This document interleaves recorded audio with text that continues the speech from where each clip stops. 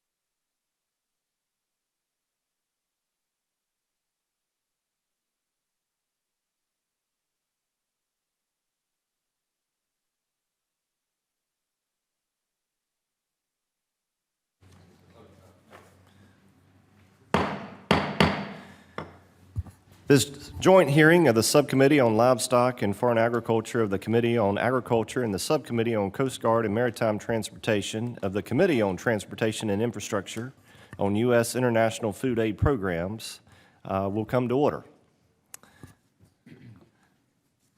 I want to thank each of you for joining us this morning. We're going to have two panels, and I think it's very important that we continue our review of international food aid programs. To date, we have heard from USDA and USAID officials charged with implementing these vital programs. We have heard from those tasked with program oversight and accountability about what is working and what could be improved. We have heard from those producing and processing the food used in our food aid programs, and we have heard from on-the-ground implementers. Today, we will hear from those who are tasked with shipping that aid to those in need around the globe. To that end, we are holding this hearing in collaboration with our colleagues from the Transportation and Infrastructure Committee. I want to thank my friend, Chairman Duncan Hunter, along with our other colleagues on the Coast Guard and Maritime Transportation Subcommittee for their willingness to examine these issues with us. While the agriculture and maritime communities have worked hand in hand for the past 60 years to deliver food to hungry people around the world, the vast majority of government-impelled cargo is military hardware. However, with the volume of military cargo declining, the availability of other government-impelled cargo, like food aid, has assumed greater significance in sustaining a viable U.S. merchant marine industry. Given this reality, I personally remain perplexed at USAID's continued push to move away from in-kind donations in exchange for more cash-based assistance. I'm particularly concerned by the fact that they attempted to achieve this by driving a wedge between the agriculture and maritime communities while using scarce food aid funding to do it. I look forward to exploring this and confirming where things currently stand with our witnesses today. Given the interconnectedness of our maritime security and food aid programs, undermining one ultimately jeopardizes both. As we move forward, we must work to maximize cooperation and program efficiency throughout all sectors to reach the maximum number of people in need, but we must do so in a way that does not jeopardize the long-term support and accomplishments these programs have achieved. Again, thank you all for being here today, and I now yield to Ranking Member Costa for any remarks he would like to make. Thank you very much, Chairman Ruser, and I want to also welcome Chairman Hunter when he gets here, and Ranking Member John Garamendi, who I've worked with for years, not only in Congress but in the California State Legislature, as we share a lot of common interests as it relates to California issues. It's, I believe, important that the House Committee on Transportation and Infrastructure Subcommittee on Coast Guard and Maritime Transportation meet with our subcommittee on this important issue. This hearing is the next part of the committee's review of the international food aid programs that I have always taken an interest in, and I'm glad that we have representatives from the maritime industry on the other panel that can also testify to the important role they play in transportation of food to countries and regions that are in need. The United States has established itself as one of the global leaders, and we have for decades, in international food aid.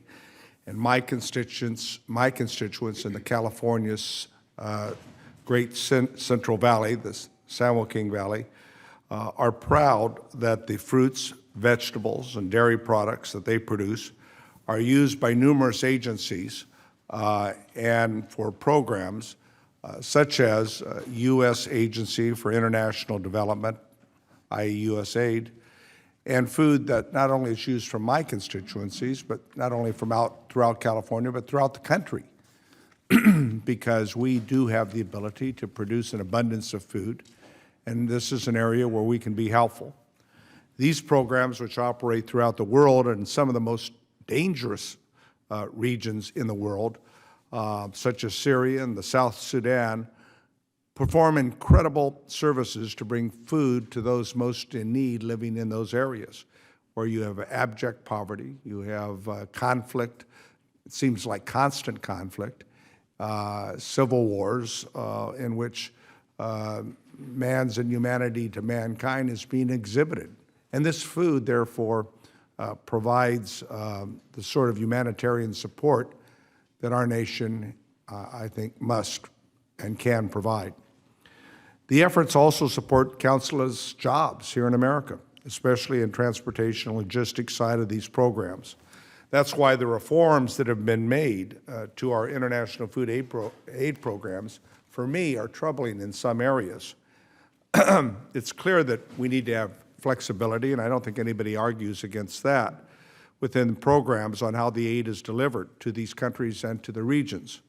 However, let me be clear, the emphasis must remain on providing in-kind donations such as these food products, whether they be fruits, vegetables, dairy products from my district or other parts of the country, because, again, I think it is important that we provide the sustenance for these people most in need.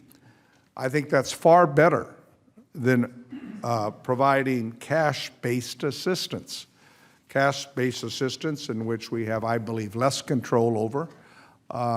It's akin to when sometimes we see a person asking for a handout in our communities.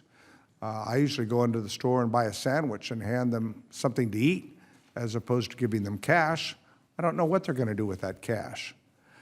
So I understand there are challenges, but our mariners, and I think when it comes to providing security relative to the Maritime Security Program, but we can, in fact, do this.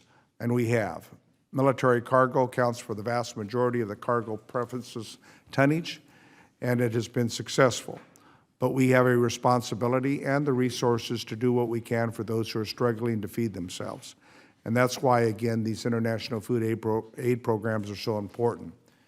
In a more perfect world, we would not have to struggle to find the space on ships to transport food aid on military cargo. But that's not the reality.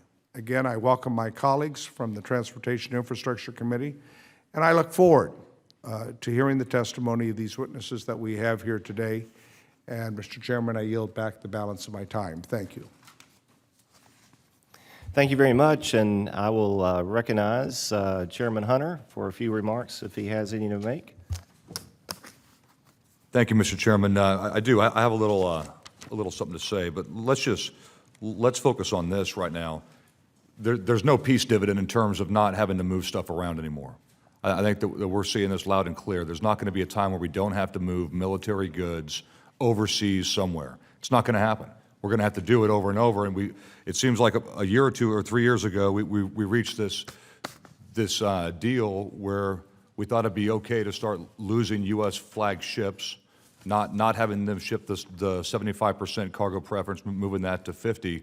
I think it's clear now, at least with what happened in Paris and what a lot of us have been talking about nonstop, things haven't gone away. The world's not a safer place. You're going to need these ships to move gear to our troops on the ground overseas, and that's it. I mean, that's what I'm here for. This is not about helping people. I mean, it is in a way about helping people and giving food to third world countries, but in the end, it's about national security. It's about maintaining a U.S. fleet to serve our U.S. military. That's what it's about. It's about national security, and this is a way to subsidize the national security aspect of our maritime fleet without having to spend billions of dollars on it, tens of billions of dollars to create a just sit there forever fleet in the Navy just in case we need it sometime. I mean, we are saving tens of billions of dollars with MSP, with food aid, and we just need to figure out how we make it clear to the government, the executive branch, that as long as they keep putting us into wars, because that's what the commander-in-chief can do, you're going to need ships to supply those wars. So that's what I'd like to get out of this today, is talk about MSP, talk about food aid, and how you can subsidize long-term the U.S. flag cargo fleet to support our troops. That's it. And with that, I yield back. Thank you, Mr. Chairman. Thank you, Mr. Chairman. I'll now recognize Ranking Member Garamendi if he has any comments to make. Thank you, Chairman Rouse. I appreciate your involvement in this. Mr. Hunter and I have been working on this for some time, and I know my good friend Jimmy Costa also. The International Food Aid Program is perhaps mostly recognized as the PL480 program. It's an issue of mutual strong interest between our two committees. Regrettably, too much has been said in recent years to mischaracterize the program's multifaceted framework.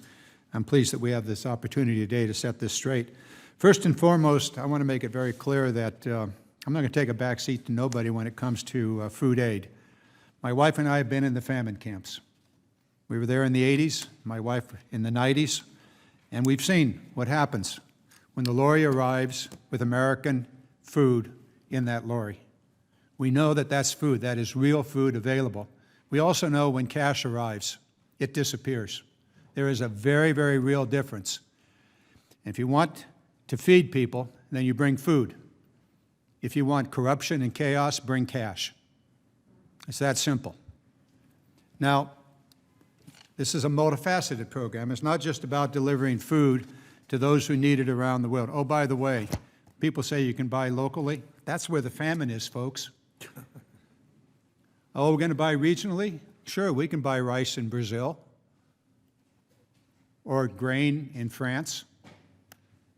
We could also buy it in America. Now, a multifaceted program it is.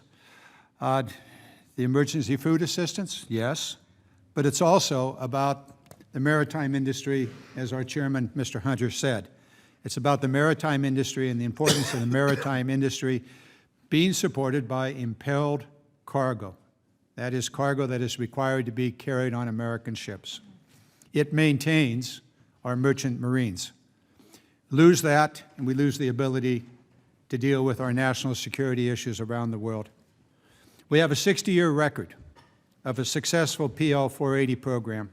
Provides food. It also provides the foundation for our merchant marine, for our ships and our sailors.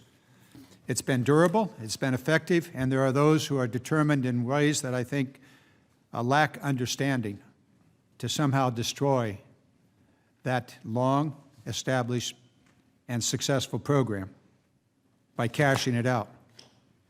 So I want to commend you for these hearings. We're going to learn today what this is all about. Mr. Janica is here, and also the Department of Defense is here. And I'd like to know from them what they think about maintaining our capability to transport personnel and equipment around the world in times of national security issues.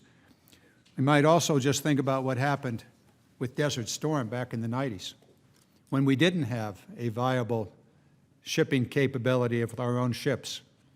And so I'm going to ask that question as we get into it. What happened in the 1990s when we allowed our merchant marine capabilities to atrophy? What was the result? That's a question we'll get to later. Mr. Chairman, thank you. The chair would request that other members submit their opening statements for the record so the witnesses may begin their testimony, and to ensure there is ample time for questions. The chair would like to remind members that they will be recognized for questioning in order of seniority for members who were present at the start of the hearing. After that, members will be recognized in order of their arrival, and I appreciate the members' understanding. Witnesses are asked to limit their oral presentations to 5 minutes. All written statements will be included in the record. I'd like to welcome our first panel of witnesses to the table. Dr. David Berto, Assistant Secretary of Defense, Logistics and Material Readiness, Department of Defense, and the Honorable Paul Janikin, Senior Administrator, Maritime Administration here in Washington. Gentlemen, thank you both for being here today.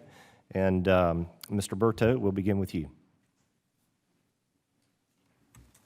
Thank you, Mr. Chairman. Chairman Hunter, Ranking Member Garamendi, Ranking Member Costa, distinguished members of the subcommittee. I appreciate the opportunity to testify today on behalf of the Defense Department on cargo preference in the U.S. Merchant Marine, and it's important to us. My organization has the policy and oversight responsibilities for logistics and material readiness, as you noted, which includes sea lift, airlift, transportation across the board. I ask, as you suggested, that my written statement in its entirety be included in the record, and I'll summarize a little bit my oral statement. I must start out by saying I was born on a farm in Louisiana and grew up picking strawberries, and later ran a farm in Texas. I grew up in the auto parts business and married a car dealer's daughter, so the union of transportation and agriculture makes perfect sense to me. It's been true for my entire life. The success, however, of the Defense Department is much more than just that union. Our success depends on getting to the mission and sustaining that mission, and that means we've got to be ready. We have to have the national security readiness. Sea lift capability is a major aspect of that readiness.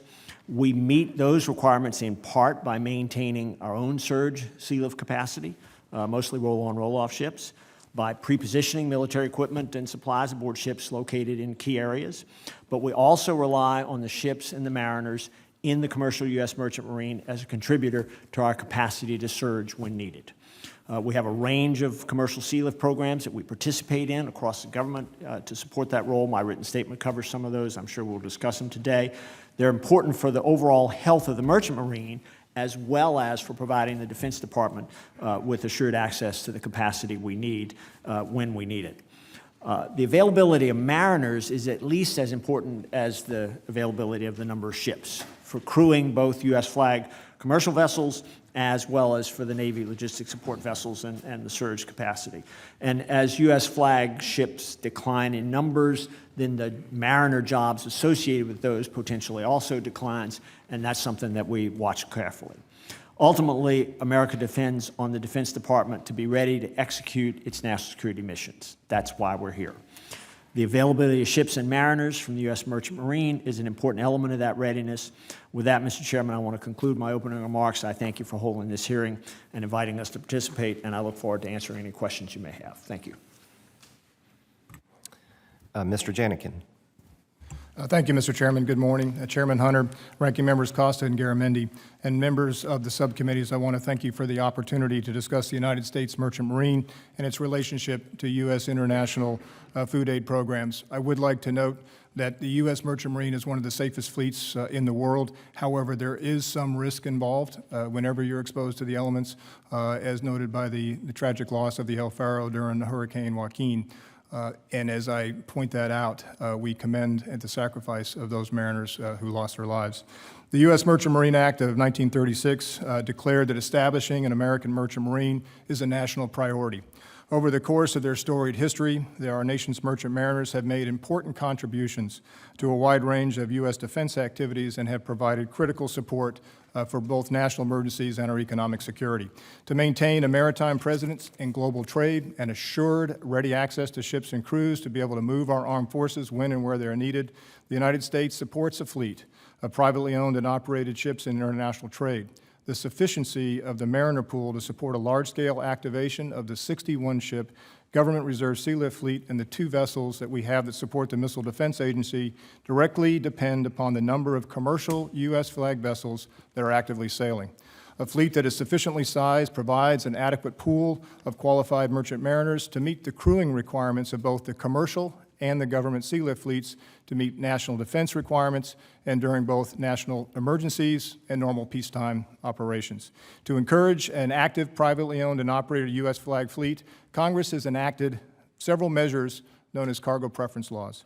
These laws require that shippers use U.S. flag vessels to transport certain government-impelled cargoes, meaning cargo that is funded or financed in any way by the federal government.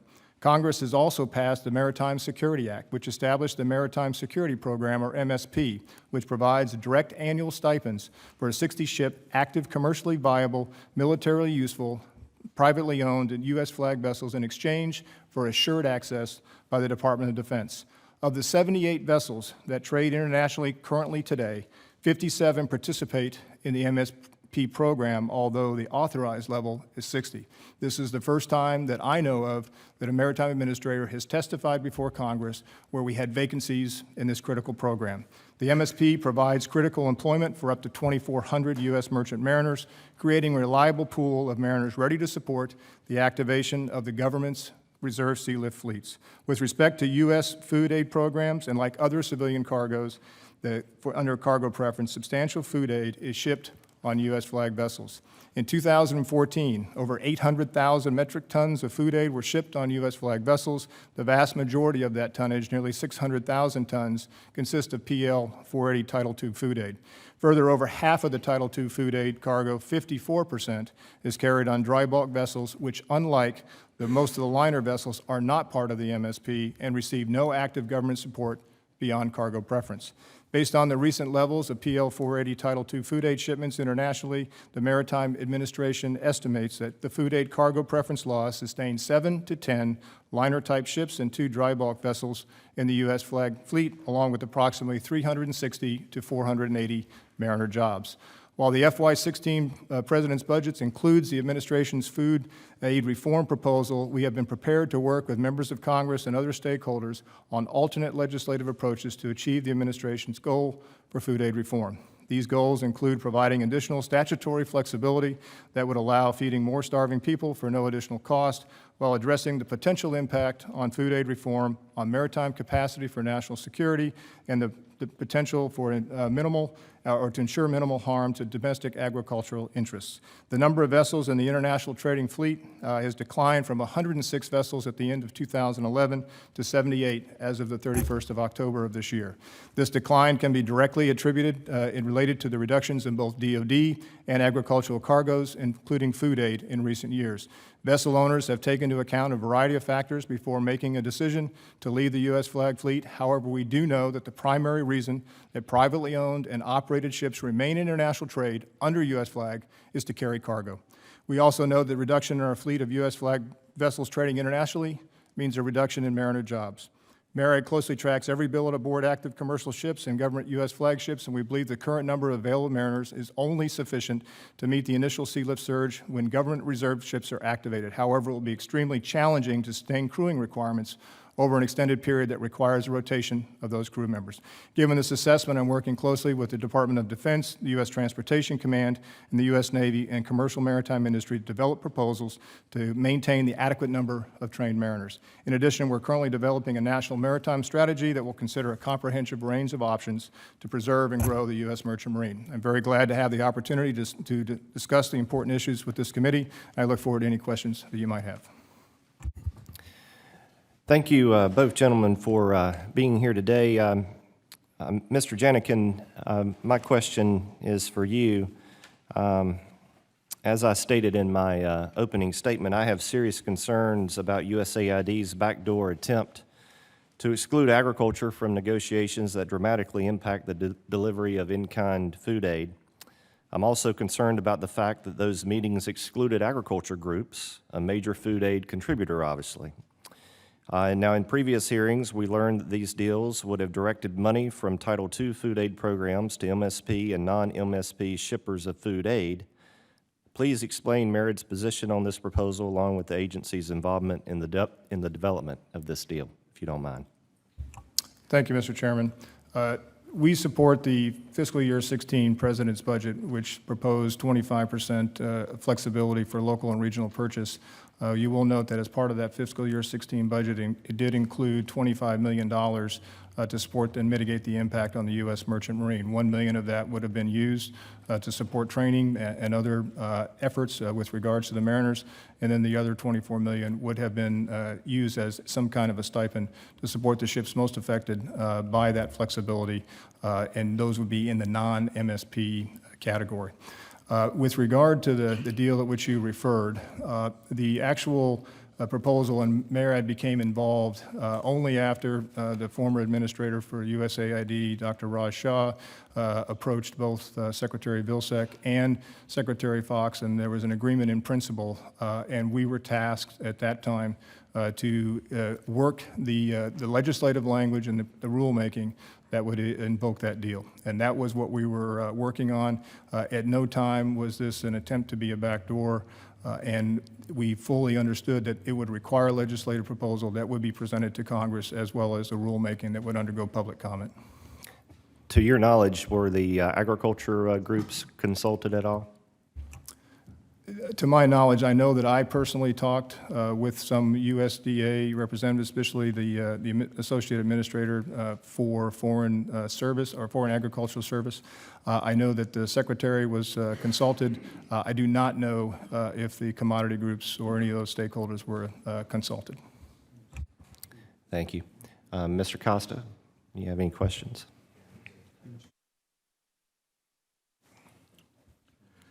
Mr. Secretary, you mentioned that the President's budget for food aid proposal improves our ability to respond on these humanitarian situations.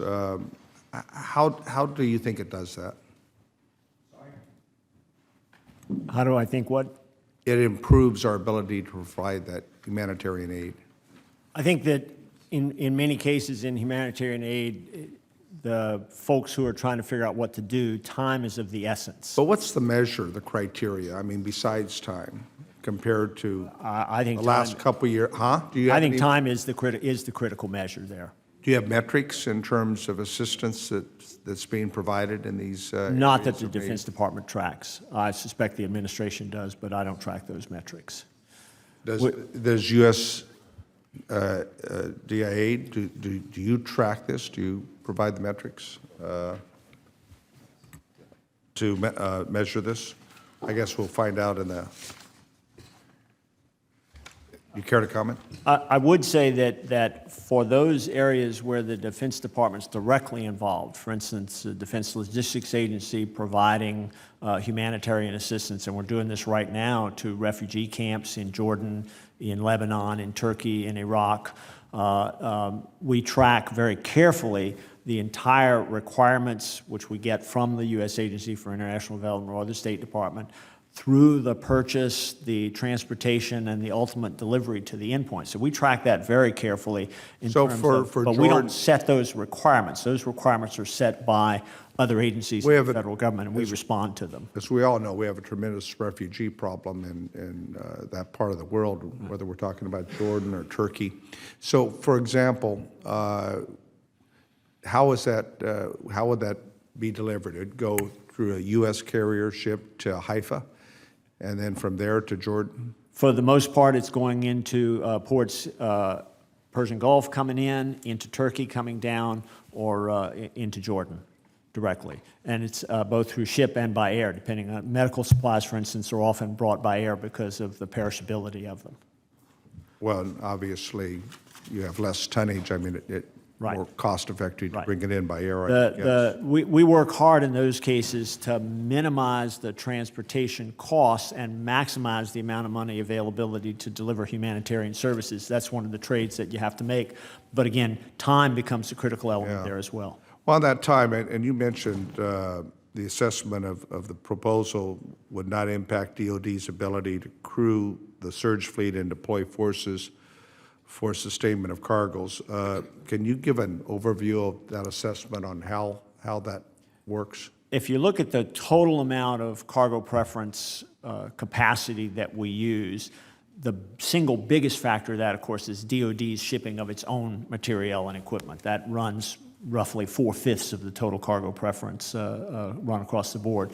Food aid ends up being about another 15% of the total, and then other federal cargo preferences, Ex-Im Bank, et cetera, ends up making up the rest of the difference.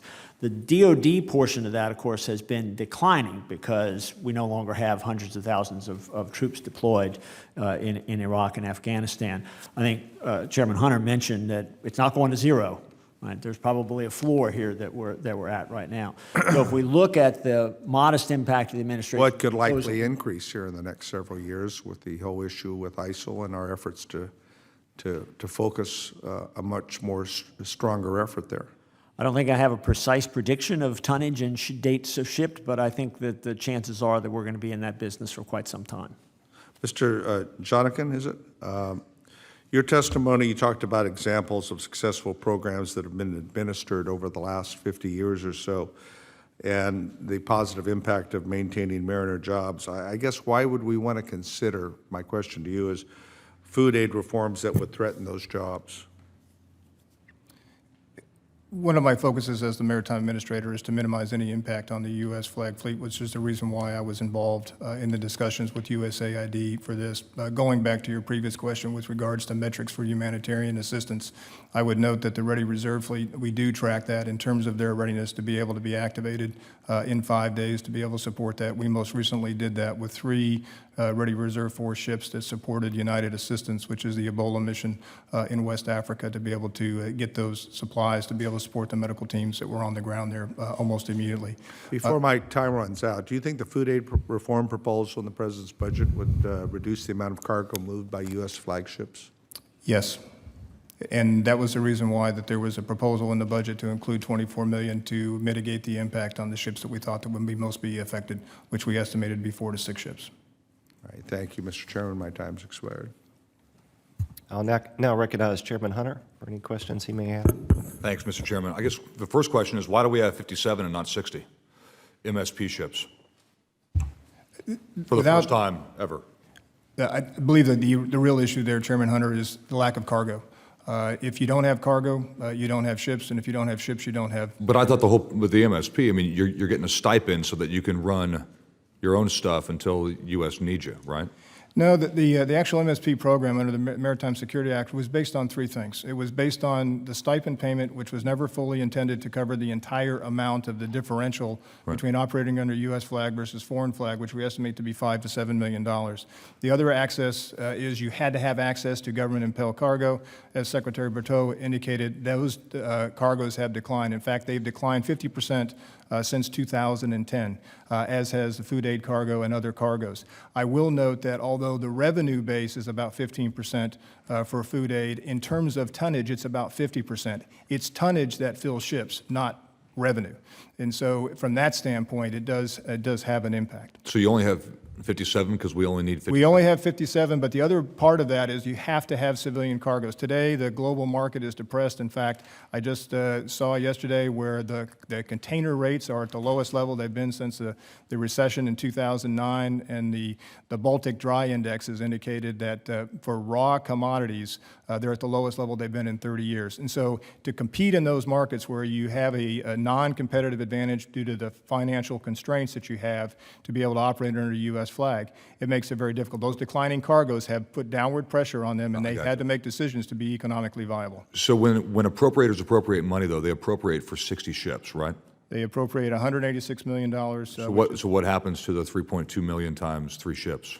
What ends up happening is it becomes carryover, and then we continue to carry that over through the. So it stays in the MSP fund? It stays in the MSP. It is no year funding. That is correct, sir. Okay. And Mr. Chairman, for the record, we're encouraging them to try to get back up from 57. Yeah. So, Mr. Berto, let me ask you, DOD was doing a study under General Selva before he moved on, Transcom, and I know MARAD did 2 strategic symposiums last year. What were your findings, number 1, and have you shared with each other, number 2, and I guess 3, when do you go about implementing all the things that you found in your review? Let me start with the third of those on the implementation end. We've got a number of additional questions that have come up from the reviews that have put in place there, and chief among them is the constancy and consistency and reliability of the data that are generated underneath that. What we found is there's a number of disconnects in the information, and we've got to resolve that. For example, the actual demand generated by the requirements that we have laid out can be interpreted in a variety of different ways: square footage, tonnage, or specific capacity for cargo, and we have to reconcile those. So by doing this study, you realize that you need to do a better study? I arrived while in my current job while that was underway, and that's exactly the first conclusion that I've come to. Okay, so there's no real conclusions then from what the DOD study has been? I think there are some, but not sufficient number. Okay. Chip, what about you guys? I went to one strategy thing last year, I remember that, but you guys did these symposiums, right? That is correct. In fact, we have a draft maritime strategy. It's been informally reviewed by the majority of our stakeholders. We've incorporated those comments. We intend to put that into formal interagency concurrence within the coming days, and our intention is to have a draft maritime strategy published by spring for public comment. How was MARAD able to do it and not DOD? I mean, you're going to ask the same questions. Well, I would also tell you that we started that in 2013. The first National Maritime Strategy Symposium you referred to was in January of 2014. We have spent some time to ensure that we got it right. Now, we have done some additional studies, including availability what of I'm asking, mariners. though, is why doesn't DOD jump on that bandwagon? I mean, if you guys know how to ask the questions and know... They actually certainly have, sir. In fact, the Secretary's staff and the Secretary himself have provided direct comments back to that National Maritime Strategy, and we have incorporated those comments. And does that help you, Mr. Berto, on your... We're looking forward to that. I've reviewed that draft strategy, and I did provide some comments back to them, and we're looking forward to the next round with them. I think that it gives the basis for us to work more closely together to make sure we're making the same decisions from common data. Okay, I guess my last point is, why, I know this will be fun for you to answer, why is it so difficult to get the point across to all the stakeholders on how important it is to have a fleet on standby for the United States to use for any purpose that it sees fit, national security or otherwise? Why is this so difficult to get across to, I mean, you have folks like the chairman of the Foreign Affairs Committee, Ed Royce, wants to get rid of food aid. I mean, so you would think that all the stakeholders in Congress and in the executive branch and the regulatory branches would realize the impact of not having enough U.S. flagged ships, U.S. mariners to crew those ships, and what it would do to the country if we really needed this stuff. Why is it so hard, do you think, to get this point across? I actually wish I knew the answer to that question of why it's so hard. It's pretty obvious to me. Now, we're not using a lot of our capacity to support the kinds of long-term, high-sustained combat operations that we're actually designed to build for. We're not doing it because that's not the war we're in right now. However, to say that we don't want to have the capability to do that would almost guarantee that the opposite outcome would occur. I literally don't know why this is so hard to understand. Mr. Chairman, if you don't mind, I got one last question. What would it cost to not have MSP and to simply have enough ships on hand, let's say that the Navy did it, just sitting there, not kind of like the Ready Reserve Fleet, but actually moving around every day? What would it cost to have that capability on standby 24/7 with the number of ships that we would need to surge into a part of the world?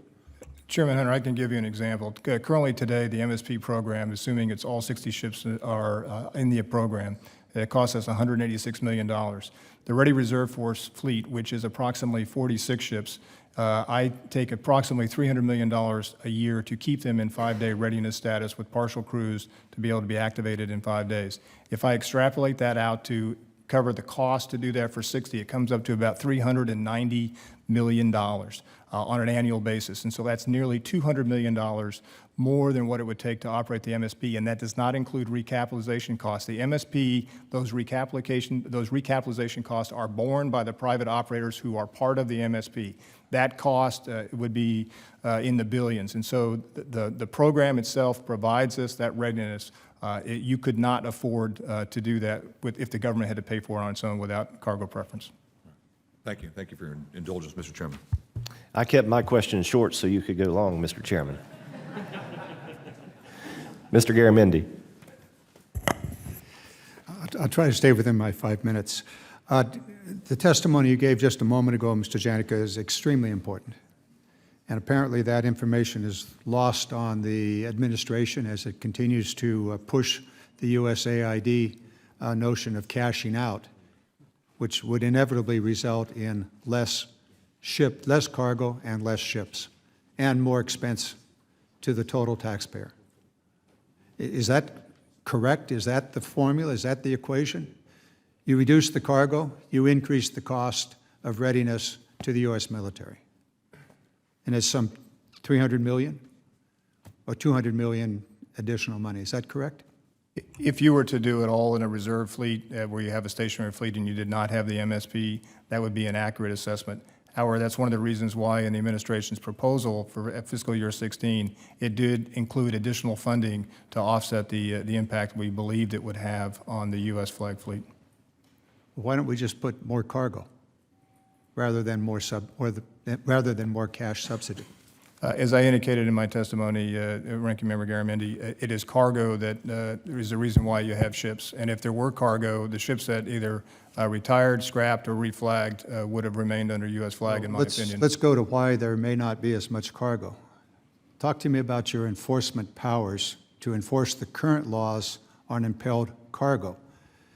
Mr. Hunter and I have put together in the last 2 Coast Guard reauthorizations specific language that you will be given the power to enforce the cargo, the impelled cargo.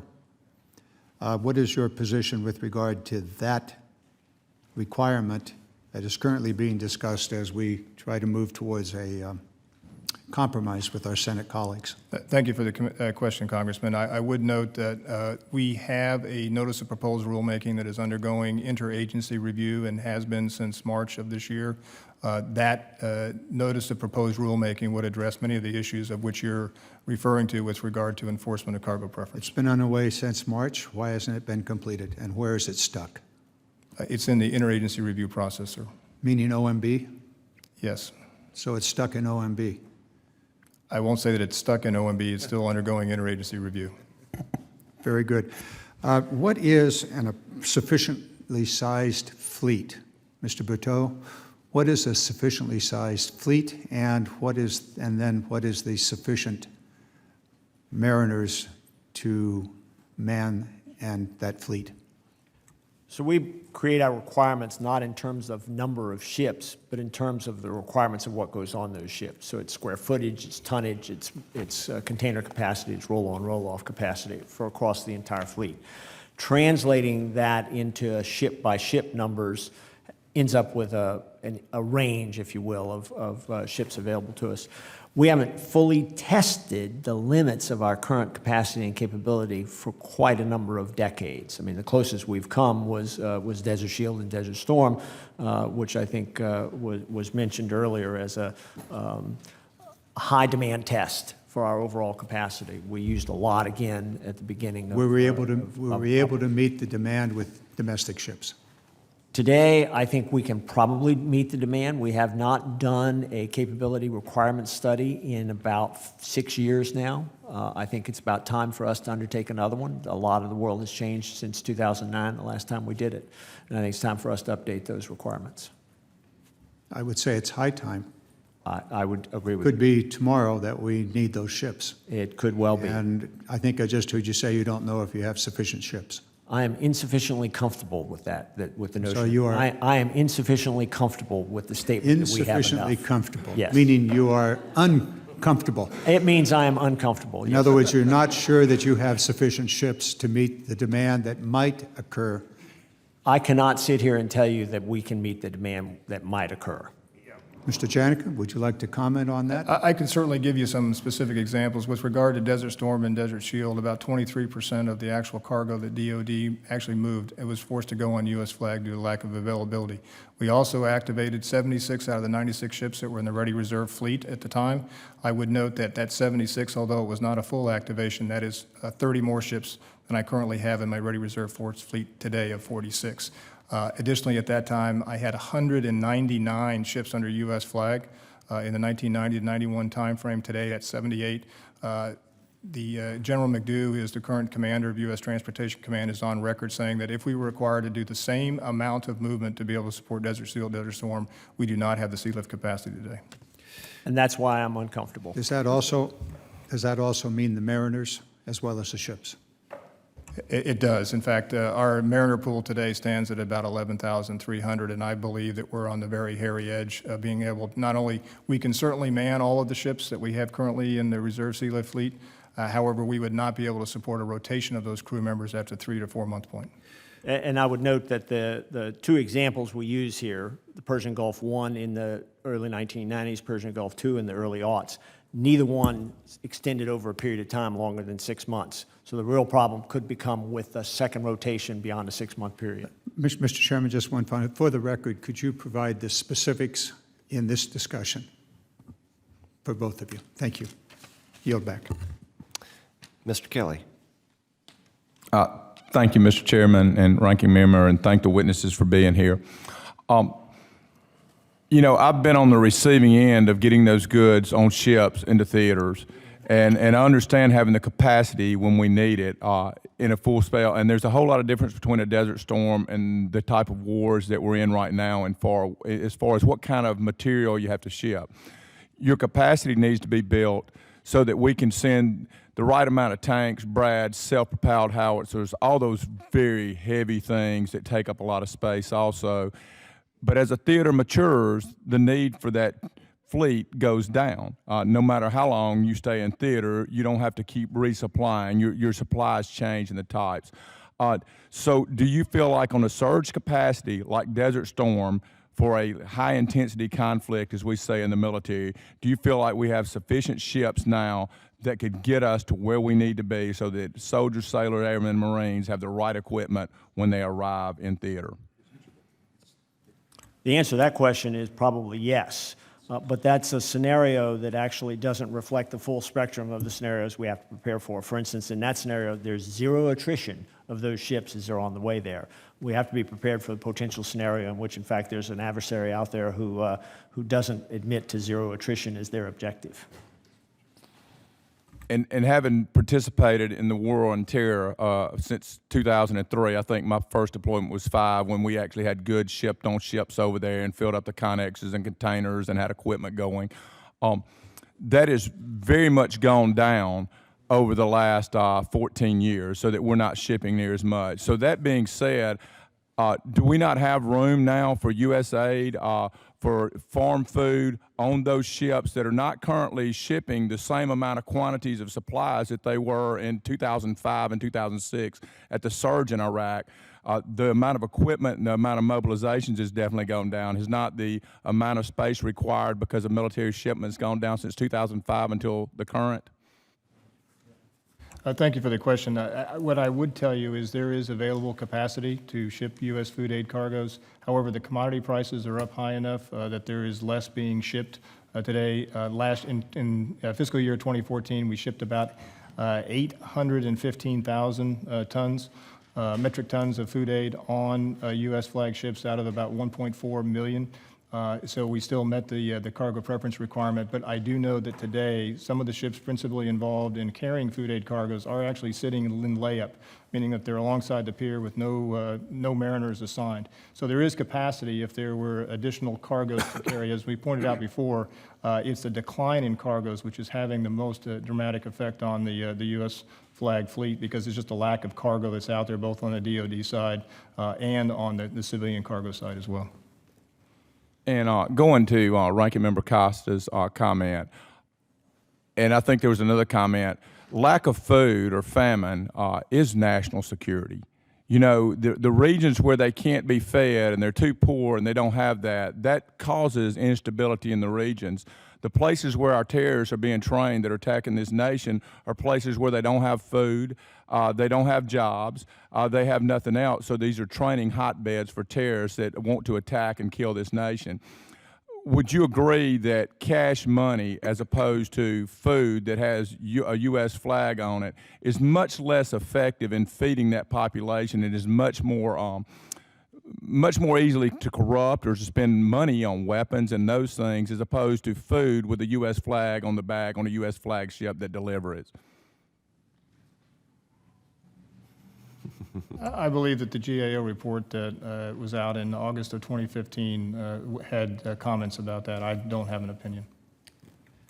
Yeah, certainly from a Defense Department point of view, we'd love to know the answer to that question, but it's not something we track. But you would agree that money is much easier to spend on weapons and to spend on things that are not good for the United States than bags of food with a U.S. flag on them that also shows our interest in those countries. And I'm very pro-defense, but I'm also very pro-agriculture. The economic reality of what you said is indisputable. Mr. Chairman, I yield back. The gentlelady from California, Ms. Hahn. Thank you, Mr. Chairman, and our ranking members here today for this joint hearing. And while USDA and USAID currently provide life-saving support to people around the world in a manner that I think ensures minimal fraud, they're not perfect. But what we're hearing, of course, is these food aid programs support our maritime industry, an industry that's crucial for our U.S. national security.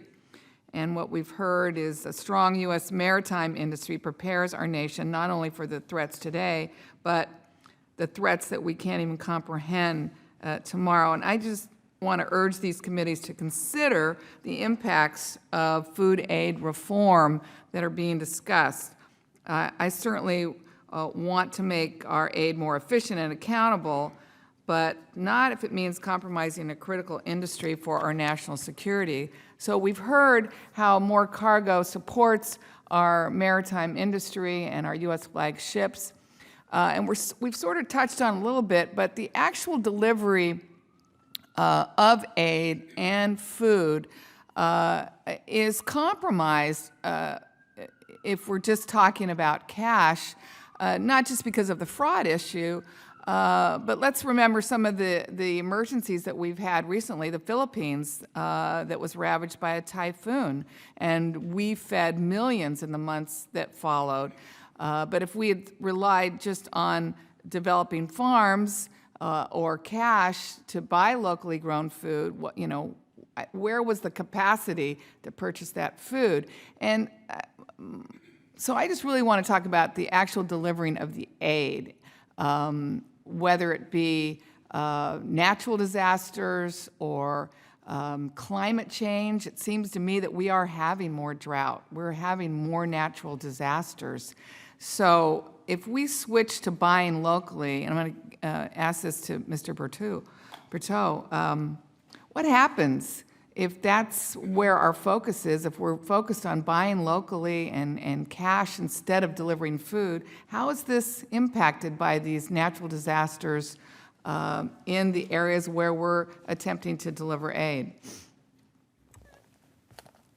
Congresswoman, I think I would refer back to a little bit of what Congressman Kelly said. The national security implications of this are much broader than just the Defense Department point of view. And one of the realities that we face today is there's actually no part of the world that doesn't matter anymore. Everything matters. It used to be there were places we could ignore and no bad consequences would come from it.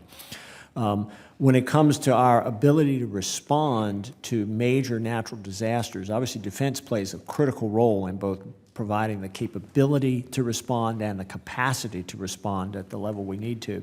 But we do that in response really to the requirements that come from the broader national security community, the interagency process, and the White House. We don't generate those requirements. So I can't really analyze the specifics of the food aid impact of cash versus food in a generic sense there. I know that when we are responding to a particular crisis, what we bring is the capacity to deliver. We don't have the stocks of food ourselves, but we bring the capacity to both create not only the carrying capacity, but the infrastructure at the receiving end to be able to offload and distribute in country. And we've got that capability inherent in our military today. And it's, I think, one of the key elements of shaping and engaging in nations all around the world that create the kind of bonds that we need to have with those nations in order to foster the kind of future we need to have. But again, could you specifically talk about, how, the attempt to reform this by buying locally or using cash would be impacted in a region that was destroyed, where there is no food, where there is a drought, where there is a national disaster? I mean, I think we would be very short-sighted to, not realize that we could be reforming this to an extent that would be impractical in the very regions that we're asked to help and deliver aid. Congresswoman Hama, I would point out that typically the U.S. response in humanitarian crisis is to match the response to what the need is. And I'm sure in the case where what you're referring to, we would have to supply the right food, what I would call in kind, versus a local and regional purchase if there's not the infrastructure to be able to support that. So typically, our response is in a nature is tailored to the humanitarian crisis.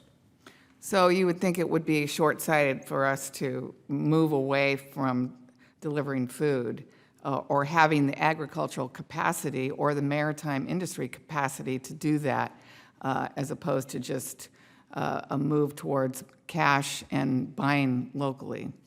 I would point out that the fiscal year 16 budget is to provide the flexibility for up to 25%. It's not that it's going to be 25%, and that's been the administration position. Thank you. Yield back. I see the chairman of the full committee has arrived. Have any? All right, Ms. Hartzler. Thank you, Chairman. Thank you, gentlemen, for being here. So, please walk us through the number of mariners that would be available during times of war and how that number is calculated. Thank you, Congresswoman. Currently today, we estimate that there are 11,300 who are actively sailing to be able to support our international fleet and also our reserve fleet. These are typically the officers who have unlimited ocean endorsements for our deck officers and unlimited horsepower for our engineers. We also have what I would call the unlicensed portion, which makes up about 60% of any crew on any one ship. We've actually done it three ways. We use the Coast Guard database for the merchant mariner credentials that have those endorsements on them. We also use our own calculation based on the number of billets on each of the vessels, both on our government reserve sea lift fleet and our commercial fleet. We multiply that by 2 because of the rotational nature of the billets themselves. So every billet typically has to have 2 seafarers to be able to support rotation. And then finally, we engage the third way with our maritime labor unions to be able to get a number. And I will tell you that the numbers from each of those 3 different methods is within about 200. And so that's why we're pretty confident in the number that we have. So it's somewhere between about 11,200 to 11,400. So we're right in the middle of the band at 11,300 is our best estimate. Do you think that is adequate, or do you think to meet the defense strategy or potential threats out there that we need more, or how comfortable and confident do you feel that is? As I pointed out in my written statement and in my oral statement, I believe that we are right on the border of not being able to provide sufficient, and as Secretary Berteau pointed out, typically our operations have not required in excess of 6 months to have a full activation. I would tell you that with a full activation of the Ready Reserve Force of the 46 ships, plus the ships in the Military Sea Lift Command's surge fleet would require, in addition to the 655 mariners that are on them today, they would require 1,200 more.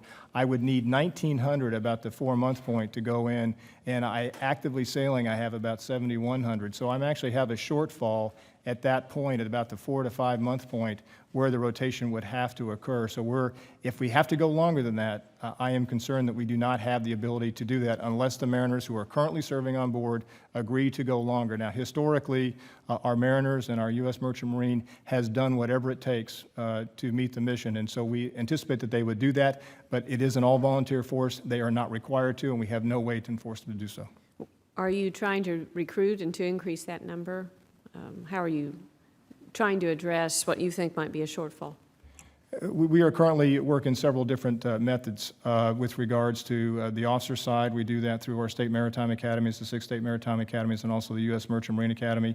And I know for the unlicensed side that our unlicensed seafarers, they have an active recruitment process where they bring them in, they train them. It takes about a year to be able to get them out to sea. So we have an active, ongoing process. The challenge is if you do not have jobs, it's hard to entice people to come into an industry where there are not jobs or they can't get full-time employment. So the challenge is with a declining fleet size, it's harder to get folks to come into the industry. So we have to fix and stabilize and grow the fleet in order to improve those job opportunities. Very good. Who picks the ships for the Maritime Security Program, and how are they selected? Typically, the manner in which we do it is if we have an opening, such as we have today, where we have 57 ships currently in the program, the companies that are out there, if they have a operating agreement, they can submit a request for a replacement vessel. That replacement vessel would go through a review by U.S. Transcom to determine military usefulness, and then the Maritime Administration would do a review of the economic viability. We'd take a look at the structure to make sure that it meets all the requirements to be able to be U.S. controlled, U.S. operated, so that we have direct assured access to be able to support that. When we have open solicitations, it would come in and we would do the same thing in a different manner, but we do have ability to transfer and substitute, and we will be coming out with a solicitation here within the next week or so, indicating that we have 1 or more slots to fill in the MSP program, and we would invite anybody who has a ship they'd like to bring in, and we'll do a review of that. Okay, one other quick question. We hear that to be in the Maritime Security Program, a ship must be an American-owned. So how then does Maersk, a Danish-owned company, have 20 ships in MST? A Danish company is the parent. The actual company that actually has the operating agreement and operates the U.S. flag is a U.S. company. It's, in this case, Maersk Maritime Limited. It actually has its headquarters in Norfolk, Virginia. All of the leadership of that company meets the requirement of a documentation citizen that they are U.S. citizens, and it is U.S. controlled, and that is part of the operating agreement that we have direct control. The Danish company does not. Okay, thank you. Yield back. Mr. Newhouse? Thank you, Mr. Chairman, and thank you, Mr. Secretary and Mr. Administrator, for being here with us this morning.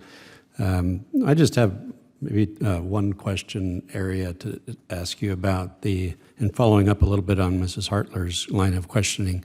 Being from the state of Washington, we have a significant, I guess you could say, access to the Pacific Rim, but also that means access to potential areas of future potential conflict, also areas of regular food need. So just some questions about how flagship ships are selected. Does geographical distribution play into that equation? And how much does proximity to potential conflict areas play into that? And how much deals with where food aid is being sent and distributed? With regard to the actual selection of the ships that are in the MSP or actually under the U.S. flag, we don't necessarily look at proximity. What we look at in the MSP program is whether they are commercially viable.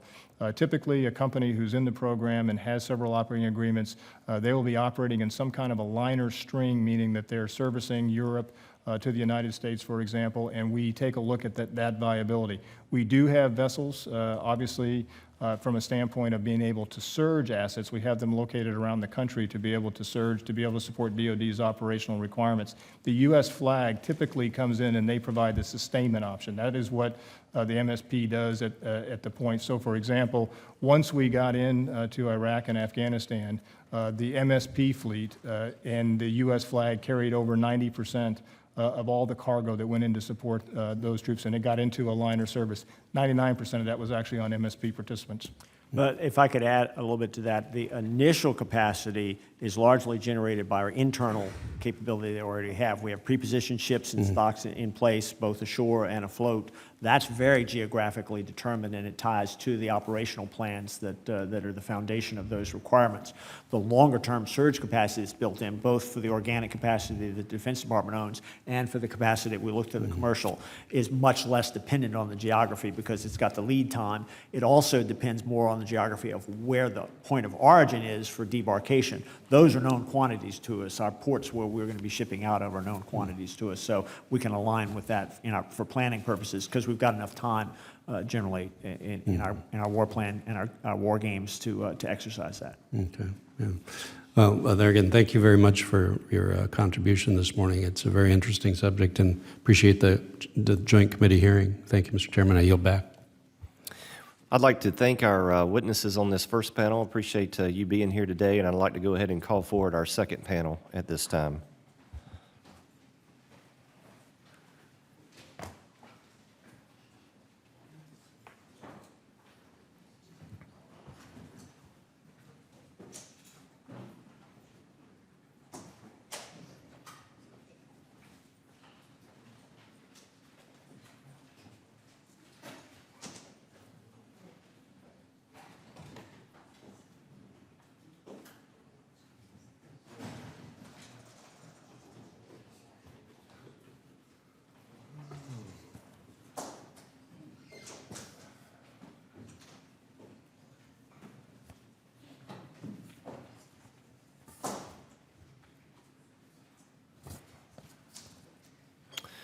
We have with us on our second panel Mr. James Caponiti, President of American Maritime Congress, Mr. Philip Shapiro, President and CEO of Liberty Maritime Corporation, Captain John Murray, President and CEO of Hapag Lloyd USA, LLC, and Mr. Brian Shanum, Political and Legislative Director of Seafarers International Union. I'd like to thank each of you gentlemen for being with us today.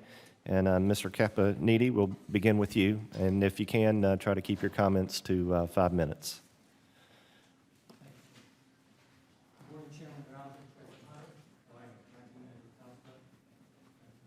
I'm sorry.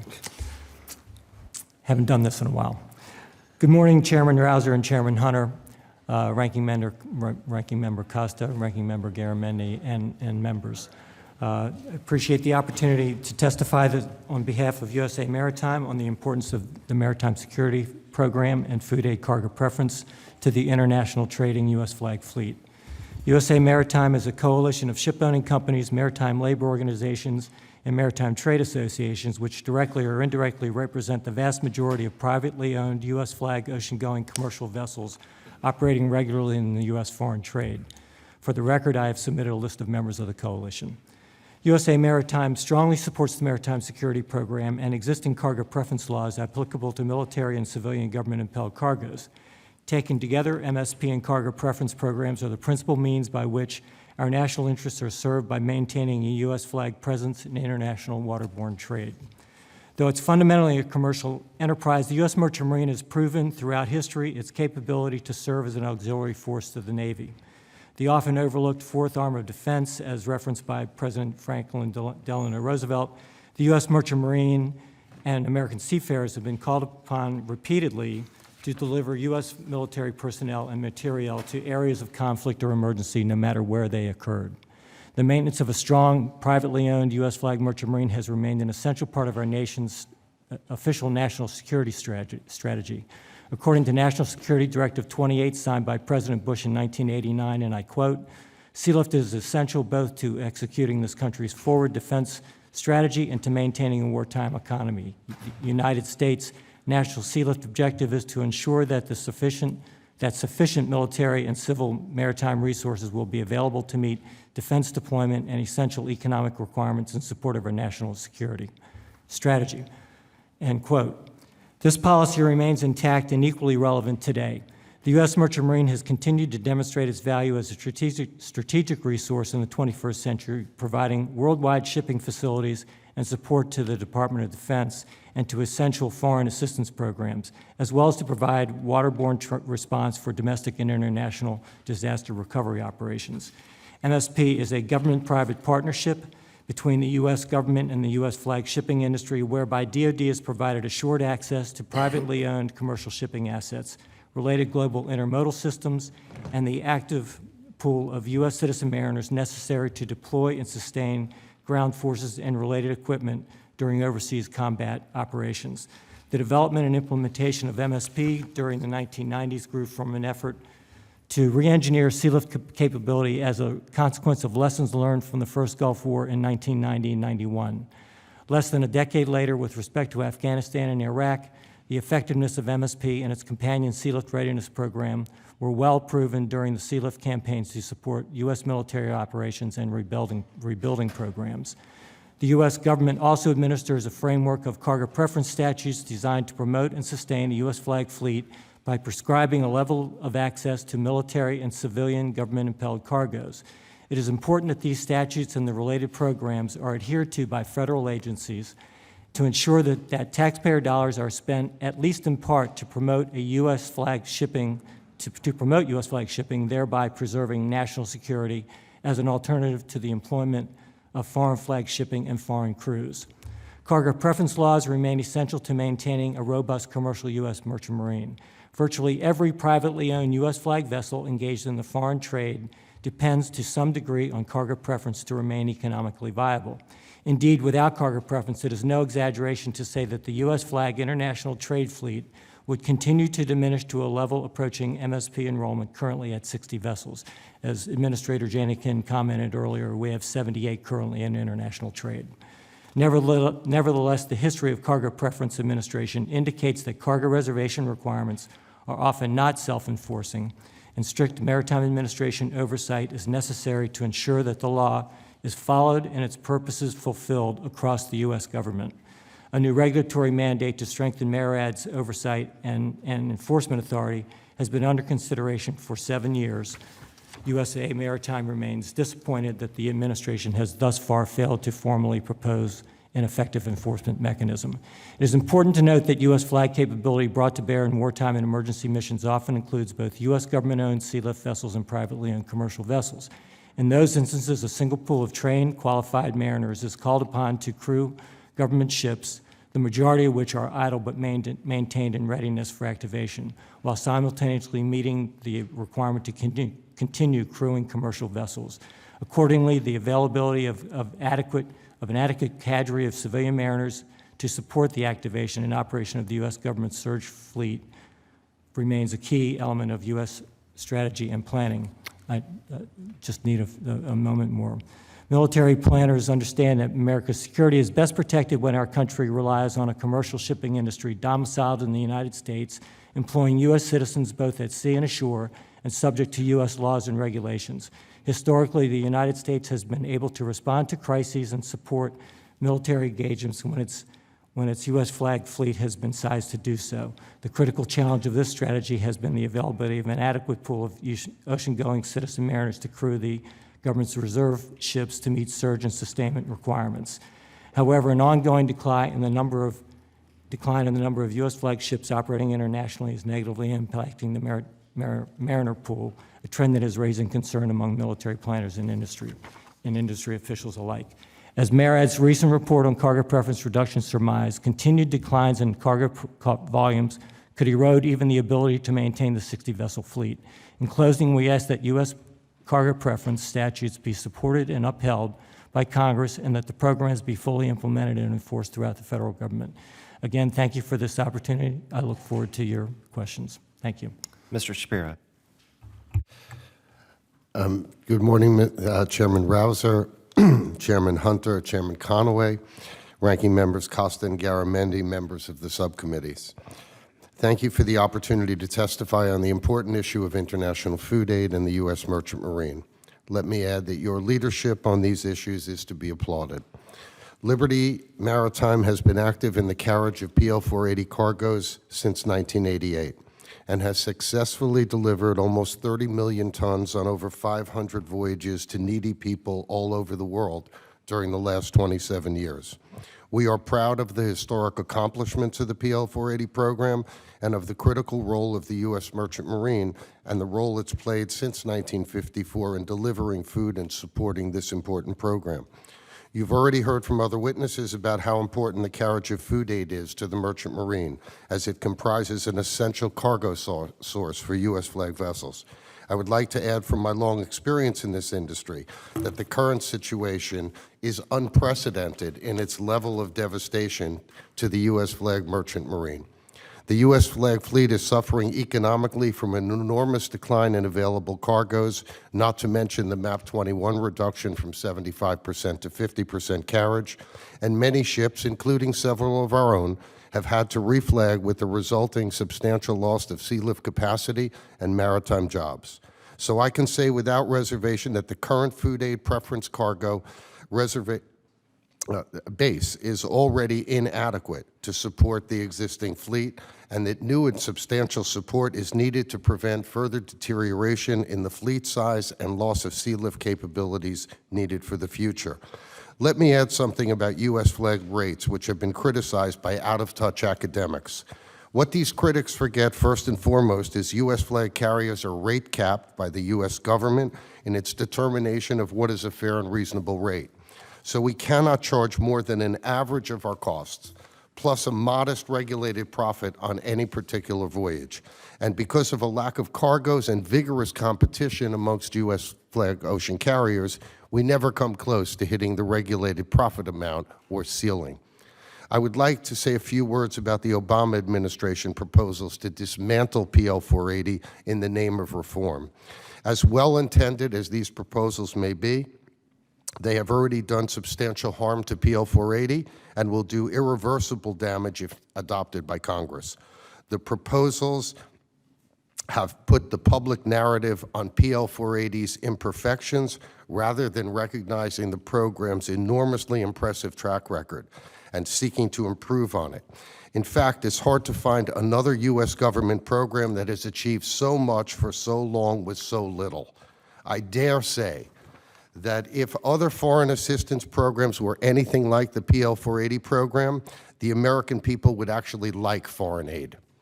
Much of the funding is spent in the U.S. to buy U.S. agricultural products, to mill them here, send them to ports via rails, barges, and trucks, and ship them on U.S. flag vessels, which are then delivered by U.S.-based private voluntary organizations.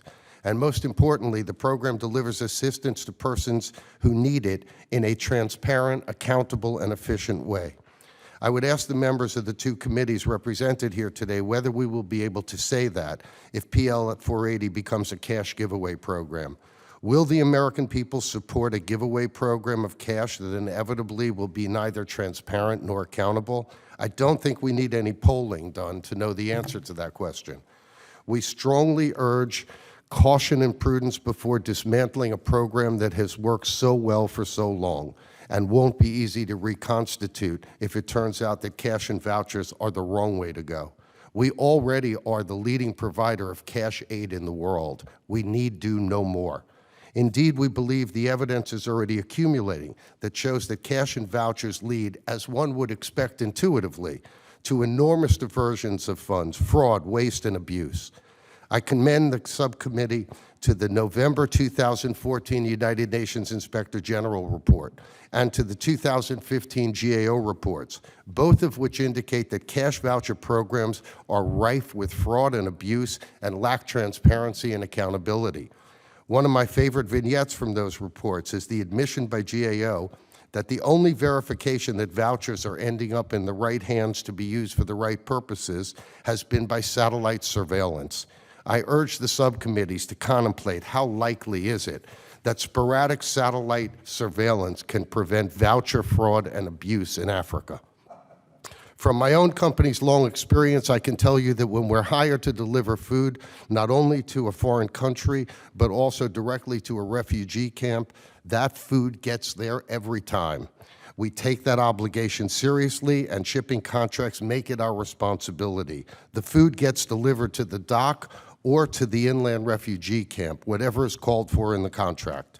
Let me add that the President's proposal to transfer 25% or more of PL 480 funding to be used for further cash giveaways tied to a one-time payment to carriers is unacceptable. It would hasten the dismantling of the PL 480 program in exchange for a token gesture. The U.S. Merchant Marine needs sustained support, not a severance payment. I respectfully urge that instead of destroying PL 480, Congress should consider ways to improve the purchasing, transportation, and distribution of in-kind food aid. We would be pleased to offer suggestions, as I'm sure other carriers and program participants would as well. Most of the available ideas are not new. They've been proposed by GAO and others over the years and ignored by shipper agencies, especially AID.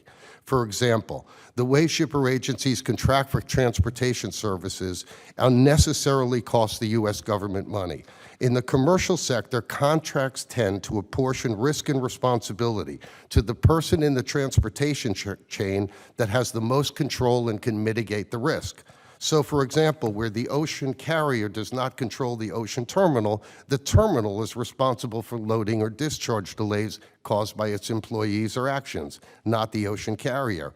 Yet, ironically, the U.S. government ignores this commercial sensibility in favor of putting all the risk and responsibility on the ocean carrier, even for things totally out of its control.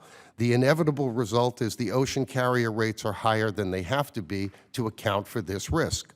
From the adoption of commercial terms to incorporating priority berthing on load and discharge ports, these are just two of many contracting practices that would increase efficiency and lower costs.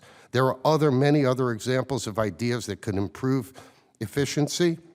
We hope that we can continue to work with the Agriculture and Transportation and Infrastructure Committees to have those ideas reviewed and vetted for possible changes to the law. First and foremost, we need to reinstate the 75% carriage requirement that was in effect for the last 25 years until the MAP 21 legislation 3 years ago. Thank you again for inviting me to appear here, and I would be pleased to answer any questions you or your colleagues may have. Mr. Murray, and if I can ask... I apologize for being over the 5 minutes, but none of our testimonies were vetted by OMB, so we're going to say what we need to say. We appreciate it. Point made. Try to keep your comments to 5 minutes, and there will be plenty of opportunity to expound during the question and answer session. Good morning, Chairman Rouser, Chairman Hunter, Chairman Conaway, Ranking Members Garamendi and Costa, and the members of both of these important subcommittees. I appreciate the opportunity to testify today on the subject of food aid, cargo preference, and the importance of the Maritime Security Program to the United States. As President and CEO of Hapag-Lloyd USA, I deal with these subjects every day in the ordinary course of business.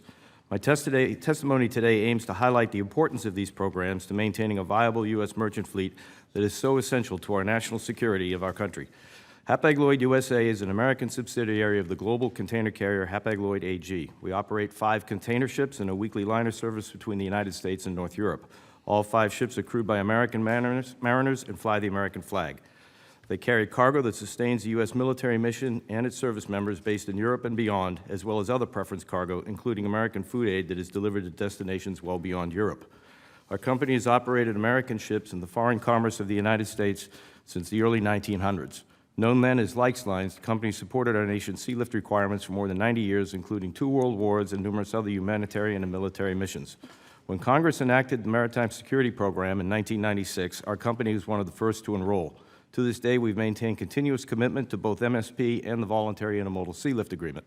Mr. Chairman, today's hearing also allows me an opportunity to speak personally about my experience as a U.S. merchant mariner, where I began my career. I graduated from Maine Maritime Academy in 1979 and sailed as a deck officer in the Likes fleet.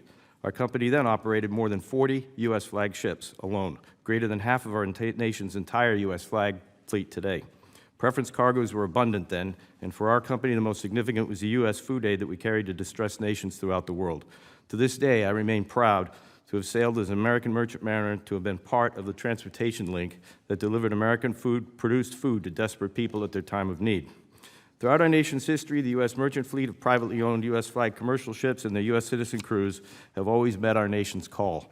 We have consistently, efficiently, and effectively provided the commercial sea lift capacity and the civilian mariners needed to meet our nation's worldwide military and political objectives. For example, in the recent conflict in Afghanistan presented unique logistical challenges for U.S. military planners due to the country's landlocked borders. With an urgent need for new assured gateways, the Department of Defense turned to the MSP carriers to develop alternative routes. By leveraging existing intermodal networks, the MSP carriers were able to develop and expand new northern gateways into Afghanistan and thus provide the DoD with continuous seamless distribution of supplies to our warfighters when other gateways were closed. It is not well known that certain U.S. flag carriers had long been using this route, which gained fame as the Northern Distribution Network, to deliver U.S. food aid to countries in Central Asia. This is an excellent example of partnership and interdependency that exists between DoD and the MSP operators. A strong maritime security program is necessary to assure the long-term success of the U.S. flag fleet. American ships are simply more expensive to operate than their international counterparts. They are crewed by Americans, registered in the United States, and subject to U.S. laws, taxes, and regulations, all of which are greater than international flag options. The MSP stipend partially compensates for this cost difference, but the remaining cost delta must be achieved through access to our nation's cargo preference programs that reserve cargo specifically for U.S. flag ships.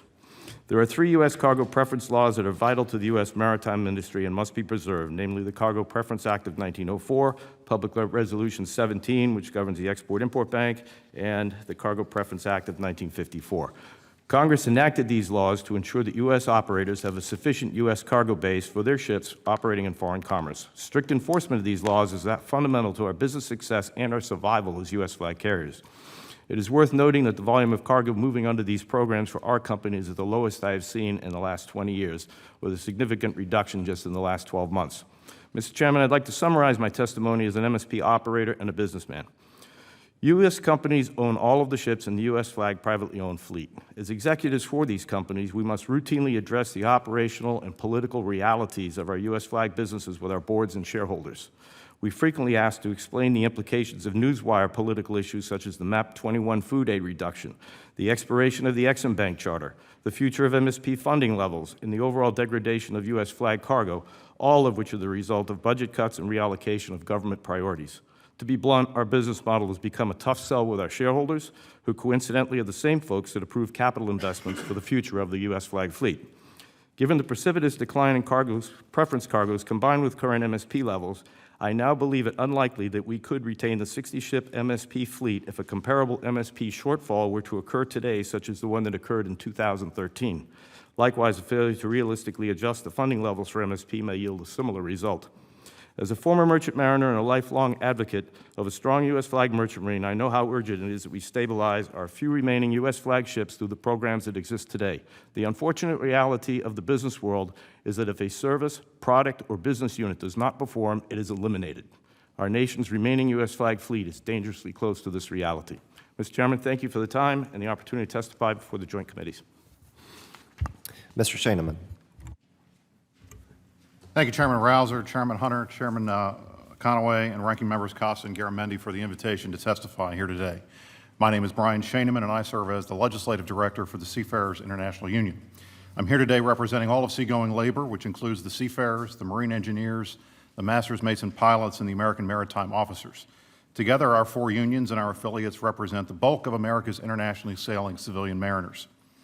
Before I begin, I would like to thank personally Chairman Hunter and on behalf of Maritime Labor for his remarks on the floor of the House regarding the loss of the SSL Faro last month.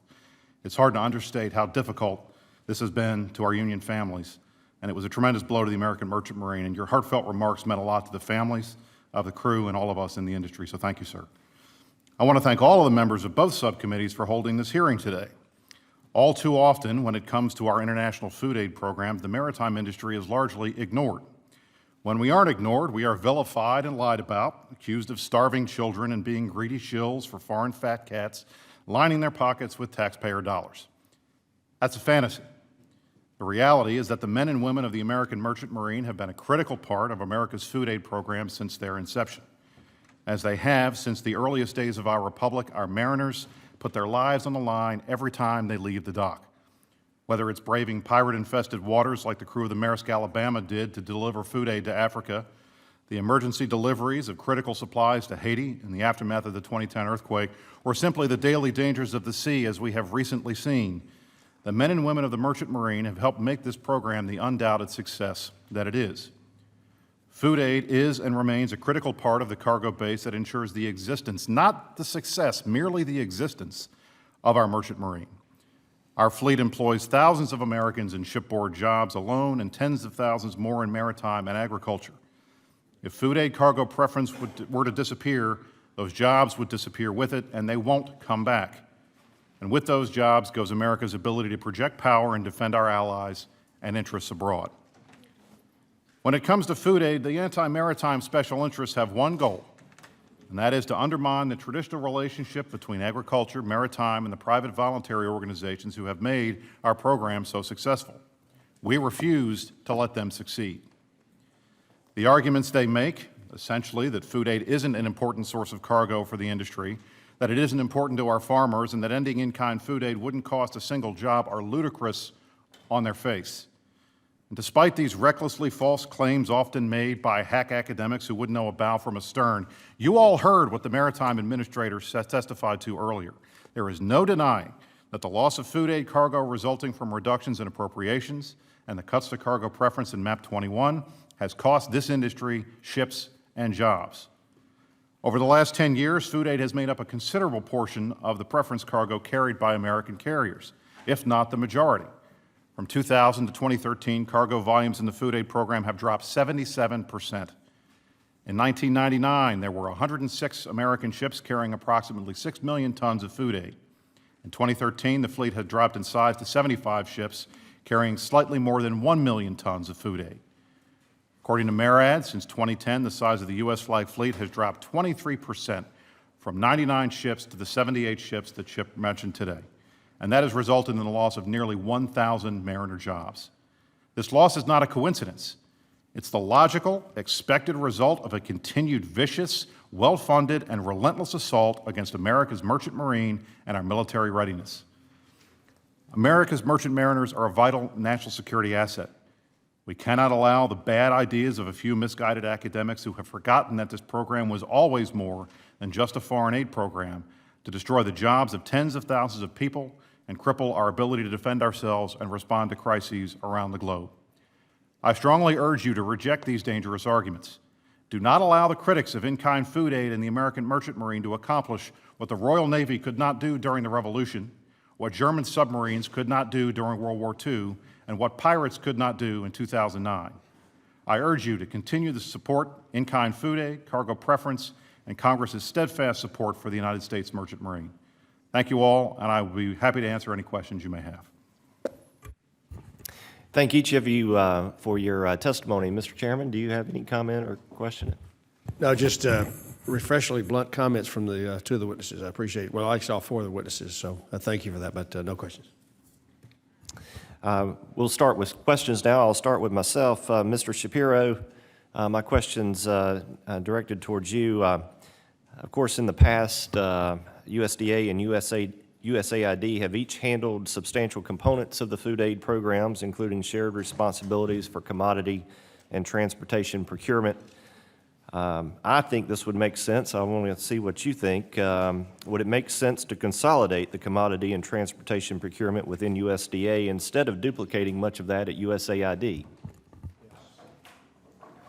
Absolutely, Mr. Chairman. I think that in the commercial world, the purchasing of commodity and the awarding of transportation contracts are handled in the same place. They're not handled in different places. And in the commercial world, it's a much more efficient practice because the commodity and the transportation are done consecutively with each other by the same people. To have it split amongst two different government agencies, one in Washington, one in Kansas City, makes no sense at all to me. It's redundancy, it's a waste of money, and I think it's an inefficient way to operate.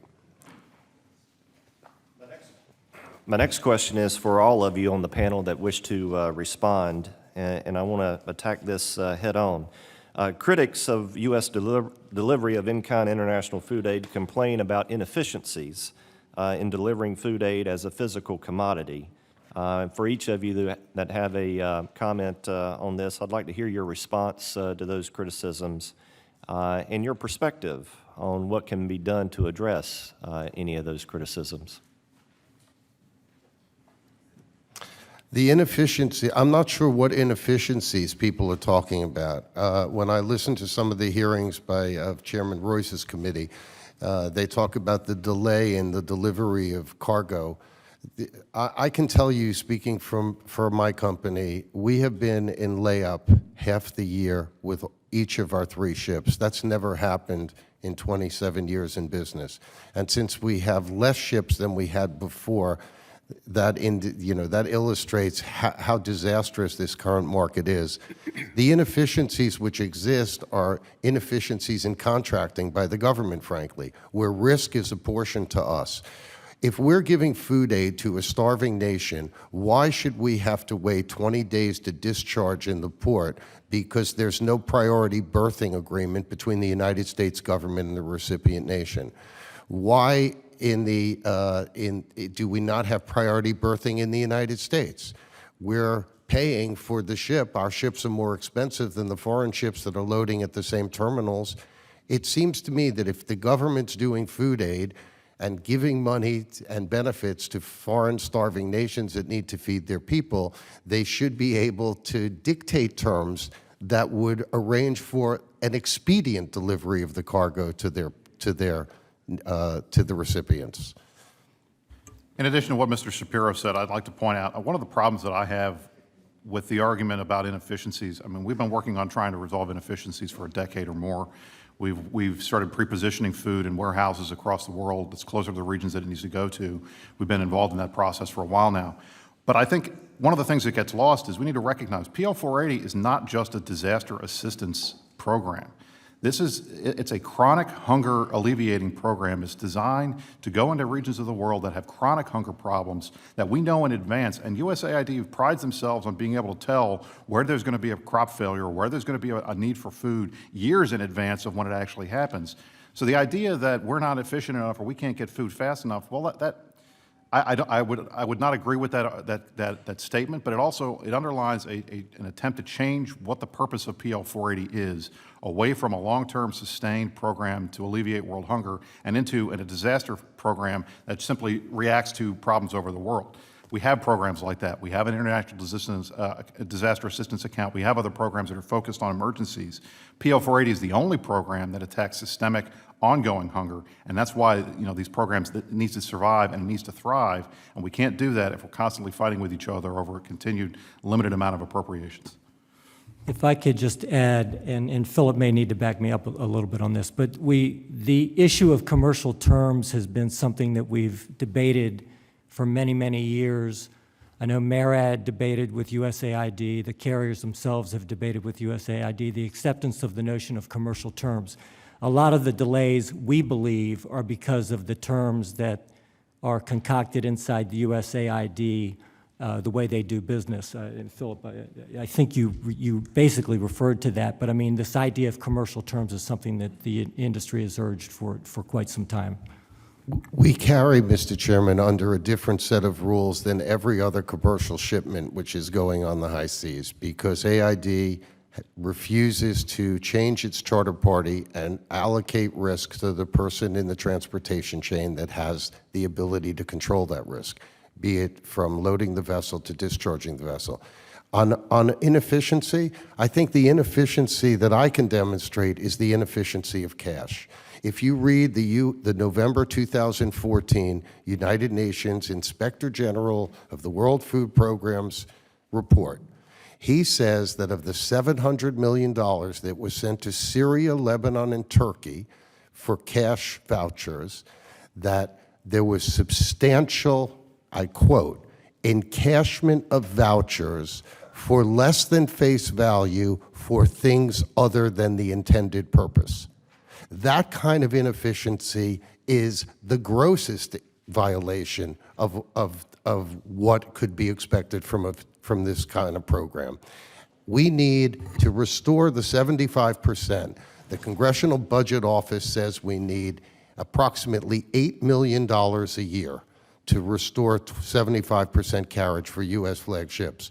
But in the Lebanon, Syria, Turkey relief program, we gave hundreds of millions of dollars in vouchers away that disappeared. So that's the inefficiencies that I see are the inefficiencies of cash. And those academics who claim, there were government people who claim they need flexibility. You know, we've seen what flexibility happened when Mr. Bremer bought suitcases of cash into Iraq. We've seen that flexibility. That's not the kind of flexibility we need.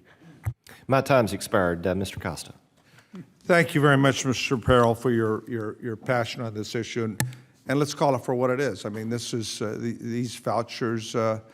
Sadly, you know, corruption in that part of the world is the grease that makes that place work. And going into the who knows whose hands it's gone in, potentially some of our enemies. I mean, it's outrageous, and I couldn't agree with your concerns more. You recommend an improvement in contracting and transportation for practices for in-kind food aid, and you talked about specifically putting the risk of loss on the person in the transportation chain to most able to control and mitigate the risk.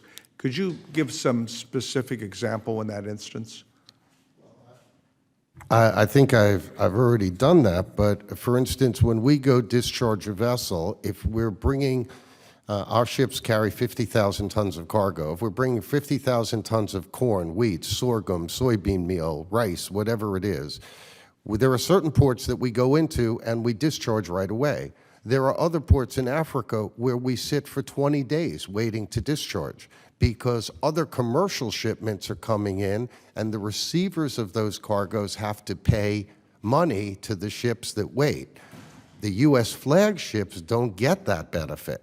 We have usually a line around So discharge. you sit there. So, which means that the risk is on us to have built that cost into our rate. Okay. Mr. Capone, could you give more detail on how the new regulatory mandate might strengthen MARAD's oversight and enforcement authority, and some examples with the problems inherent in that new regulatory scheme? Thank you for the question, sir. We need a mechanism that makes it clear that one entity is setting the rules and interpreting the law. Right now, and for many years, the shipping agencies themselves might disagree with the interpretation of how to implement a portion of the law or the regulation. And I know that MARAD and USAID have had many disagreements over the years, and the shipping agencies themselves choose to follow their own policies. The regulation hopefully would make it very clear where the buck stops, and MARAD would have would have to issue this regulation. It would be subject to the public process. There would be comments and evaluation of the rule, and you implement it. And then from that point forward, that's how the law is interpreted, and that's how the program would be carried out. Thank you. Captain Murray, you said that, in other words, that in essence it isn't much cheaper to maintain a U.S. flag fleet instead of maintaining a fleet of an inactive government-owned ships on standby. I mean, it seems to me we're being penny wise and pound foolish in this effort. You want to, when we look at our current predicament. I would agree that, you know, our commercial fleet, you have to understand on our Maritime Security Program fleet, we engage in a whole broad host of activities, commercial, non-U.S. flag cargo, et cetera. So we have an opportunity to deliver to the government a very reasonably priced asset at time of need. That ship is 100% at the disposal of the government under visa and the MSP, but normally we don't operate with full government cargo. There's no way we could ever do that. Did you say you're a graduate of the Merchant Marine Academy? No, sir. Maine Maritime Academy. It's okay. better school. I wanted to make sure we. Well, but so As a graduate of the Maine Maritime Academy, what role does your company, in addition, provide to training mariners today and future mariners tomorrow? Well, our company today it also carries cadets from the United States Merchant Marine Academy. We also carry cadets. They're pretty good too, right? Pardon? They're pretty good too, right? Yes. Okay. We have Mass Maritime, Maine Maritime, New York We Maritime. have an ability to make appointments to those, and I'm always interested in how that academy's doing in terms of. They're all doing well. The problem that we do have is there aren't enough ships for the cadets coming out of the academies for training purposes even. And we've had at times as many as 6 cadets on a ship just to provide the sea time billets for them to get their sea time. They cannot be licensed upon graduation without having a prerequisite amount of sea time. And we've had to double and triple them up. Normally we carry 2, but as I say, we've carried as many as 6. Mr. Showman, you want to comment on that in terms of providing an adequately trained mariner force? Absolutely. I think Captain Murray's point here is valid. When we don't have ships sailing, when we don't have jobs available for our members, that has a real impact on their credentials and their ability to remain actively serving in the Merchant Marine.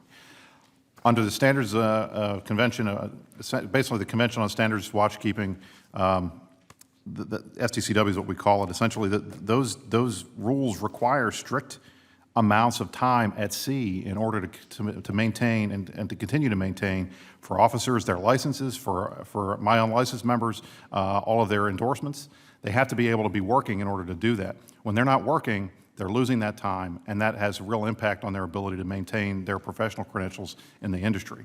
The SIU, along with all of the major maritime unions, we have training programs for our members. We have an unlicensed apprentice program that brings in folks who aren't familiar with the industry and gets them trained up and ready and guarantees them their first job, and that's about a year-long process. And we do that every year, and then all of the other maritime unions also have training programs and upgrading programs for their members as well. Training is a critical thing that we provide to our membership, which is one of the reasons why we have such high union density in maritime. Thank you very much. My time's expired. Chairman Hunter. Thanks, Mr. Chairman. First, this is proof that there is somebody watching this hearing. I already heard from the Foreign Affairs Committee that I might have misrepresented Chairman Royce's take on food aid. Now, I want to get this straight because it's interesting. They said, and he's pro-MSP too. He helped with the language at the MSP and the National Defense Authorization Act, but he's pro-commodity. He's pro-food aid, or pro-food aid, but for cash, which is what we've been talking about, as opposed to shipping the commodity, giving them cash where there's famine and having them buy it there. Obviously, that's what we've been talking about for the last 2 hours. That's a big difference. So I just wanted to set that straight. I guess the question is, are there government agencies that don't go by the cargo preference rule? Meaning, are they breaking the law? And if they are breaking the law, who's supposed to enforce them? Who's supposed to enforce the law, the cargo preference law? It's Marit's responsibility to enforce the cargo preference law. The idea behind the regulation is to give them more specificity of give them the club. I mean, they need a regulation to make it clear that they are the ones that interpret this provision or that provision, and the provision itself would be specified. So there's no overarching umbrella law. I was reading that USDA and USAID both interpret the law differently on geographic location of where they take the food, right? That's correct. Because there is no overarching direction from MARAD. So I would guess I would ask Chip, because he's still here, is MARAD working on giving that direction, and do you have the ability or the purview, I guess, to even do that? I would tell you, sir, that is in the rule that's under interagency review. So what is the recourse then of MARAD if someone doesn't follow the cargo preference law? That's the problem. Do they sue them? That's the problem, Mr. Chairman. Right now, the enforcement mechanisms just aren't there. There is the ability under the new law that was passed, I guess it was 2008 now, that would allow MARAD to charge a $25,000 fine a day for folks who violate cargo preference, but those regulations haven't been issued. And the joke we have internally, and we always talk about this, is unfortunate. There's no cargo preference jail. We can't put somebody in cargo preference jail because they violated the law. Yeah, so what happens if the Department of Energy or somebody else violates a cargo preference law? Nothing. Nothing. Zero. Nothing. how many waivers are requested every year to go to use foreign flag ships for commodity trade, for food aid? We know? I'm not aware of any. I can tell you that there's another part of this program that needs to be addressed, and that is that for an American company to bid on a cargo preference tender, we have to own or control a vessel. But yet we're bidding against foreigners who don't have to own or control a vessel. They have to name a vessel that's, quote, on the Maritime approved list, and the Maritime approved list could be any vessel that's carried a cargo preference cargo for the last 20 years. Explain this so. And if they then speculate and get the cargo, then they go out into the market and they find But a ship. let's go from scratch. So you have a cargo preference cargo. Correct. And then American shippers bid against foreign shippers. Well, okay, so a tender comes out. Each company responds to the tender if they have a ship available. A foreign company and a domestic. An American company, in order to put their bid in, has to own or control the vessel that it's offering, which they usually do own them or have chartered them, and the government agencies know that that company And how does a controls foreign that company vessel. bid if they don't own a U.S. vessel? Well, how many of the foreign companies that carry bid is they are located somewhere in a garage or in a house, and they put in an offer. If all of a sudden they get their low bid because they're foreigners, they win the cargo, they then go out and try to find a vessel. A U.S. vessel?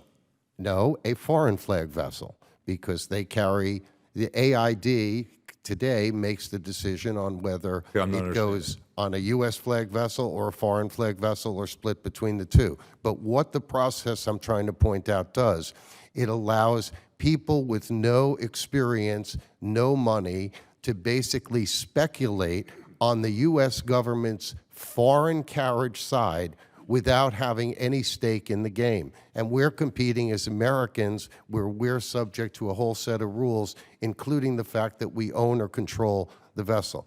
Chip knows this, we've discussed it. It's another area that needs to be addressed. And to follow up on what Mr. Shapiro said, I think the other thing we like to remind everybody, the 50% requirement, that's a minimum. It's not a maximum. The AID and USDA are more than welcome to put more than 50% of their food aid cargo on American flag ships, and we would encourage them to do that. There's nothing in the law that says that they can't do that. The issue there is simply that they're trying to get the most bang for their buck, and they would rather, and frankly, I think some of the folks up here that have been working with them would rather that there be no cargo preference at all, because then they could feed more people. They'd be happy that there was no cargo at all. That's exactly right. And the problem for us is I would much rather come up here hand in glove with USAID and the rest and try to fight for a larger appropriation for the PL 480 program, because it has such an important impact, not just on American security, but also on international security. But instead, we're spending all of our time fighting over numbers that have been reducing and dropping over the years. There's one thing I don't understand still, though. So you have two companies, a foreign company and a U.S. company, and say that there's 100,000 pounds of food, okay? We'll start with tons. Say 100,000 tons. Whatever you want to say. Half of that has to go to a U.S. company. Depending on when in the year it goes, correct. Okay. Because they have to fix When American. you say that you compete, though, against a foreign company, that's for the other 50%, not the 50% that's guaranteed to a U.S. flag vessel, right? Not necessarily, Chairman Hunter. How it works is, if we're starting the fiscal year, the first cargo to a certain country or region has to be fixed American. But once they've done that, let's just say it was 40,000 tons, they ship 20,000 tons on a U.S. flag vessel and 20,000 tons on a foreign flag vessel. The next tender that comes out doesn't necessarily mean it's a different country or a different region, depending on whether it's USDA or AID.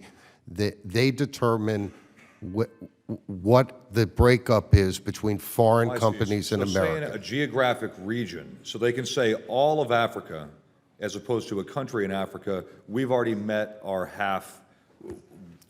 We've already met 50% for this region.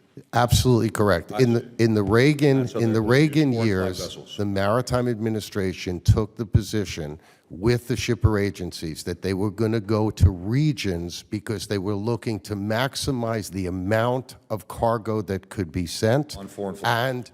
and on American ships. By taking country by country, we may have 200 tons going to one country, 300 tons, but 50,000 tons going into a geographic area. They wanted to have the maximum tonnage available to move because it was economically efficient to move it that way. Okay, thank you, Mr. Chairman. Mr. Garamendi. Extremely useful testimony. I thank the gentleman for all of the testimony.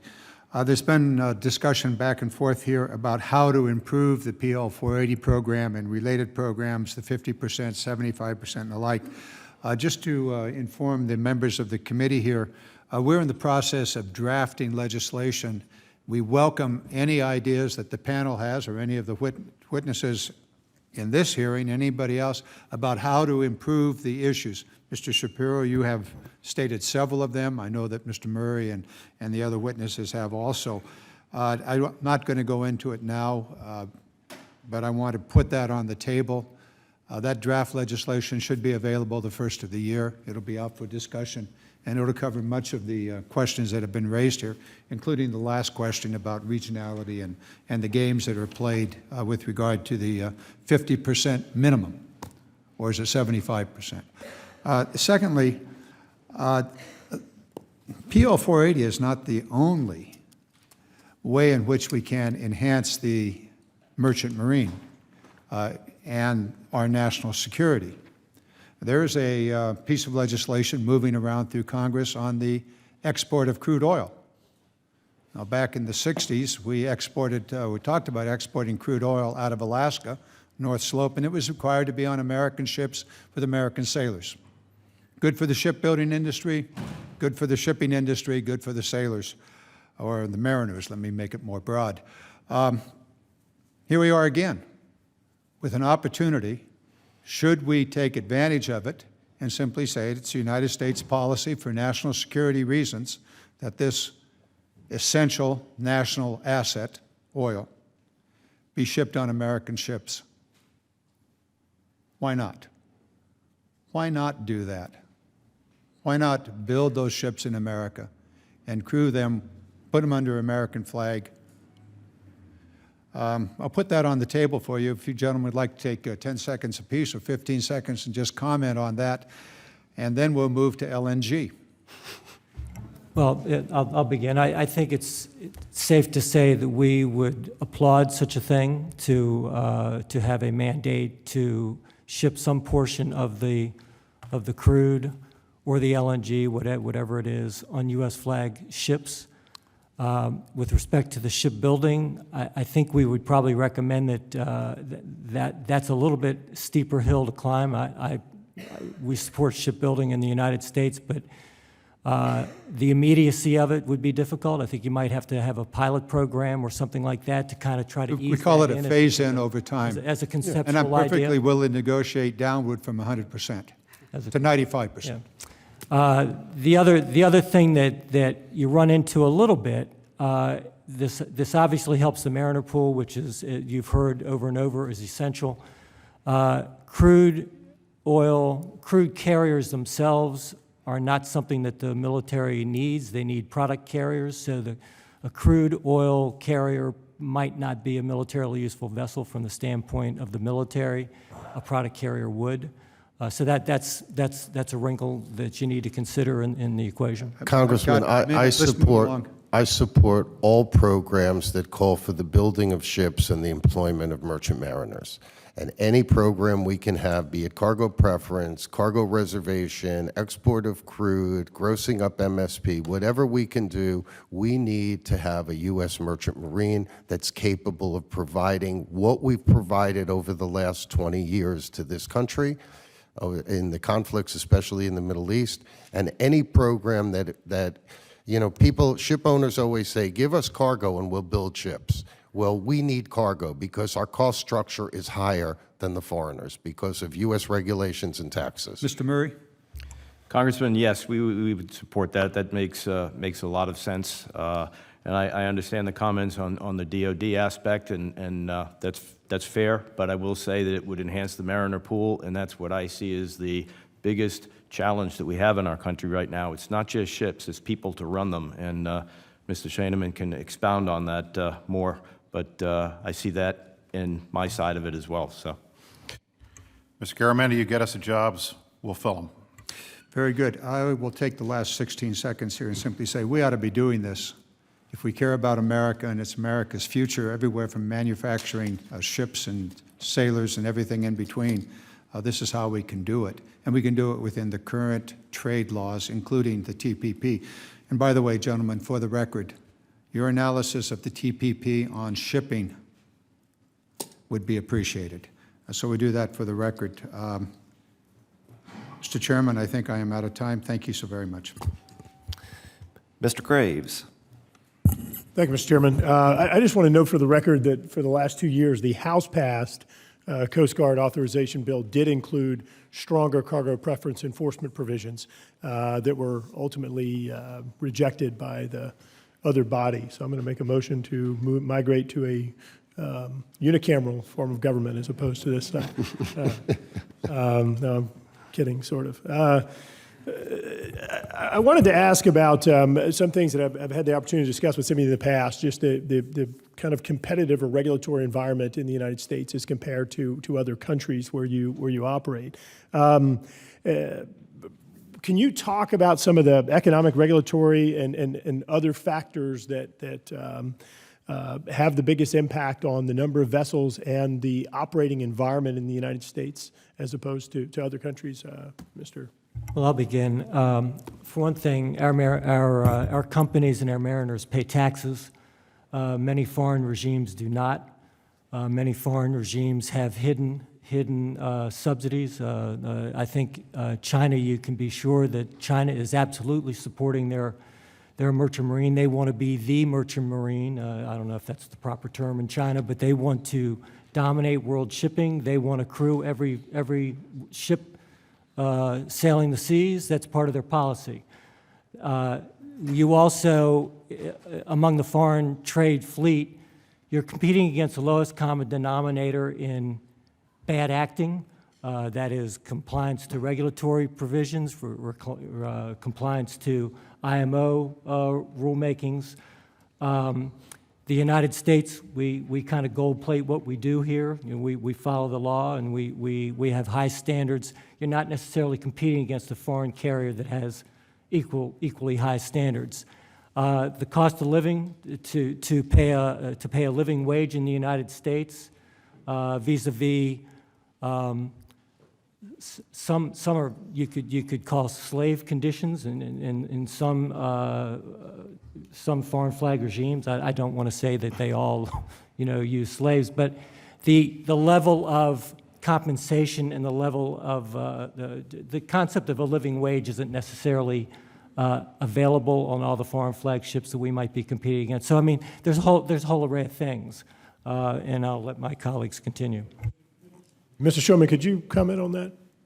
Absolutely. I mean, there was a great article in the New York Times in July of 2015. The headline was "Stowaways and Crimes Aboard a Scofflaw Ship." It was written by a guy named Ian Urbana. It was great. And what essentially it demonstrated was that the reason why the U.S. has trouble competing internationally is we play by the rules. We actually follow the law, and we hold ourselves accountable when we make mistakes.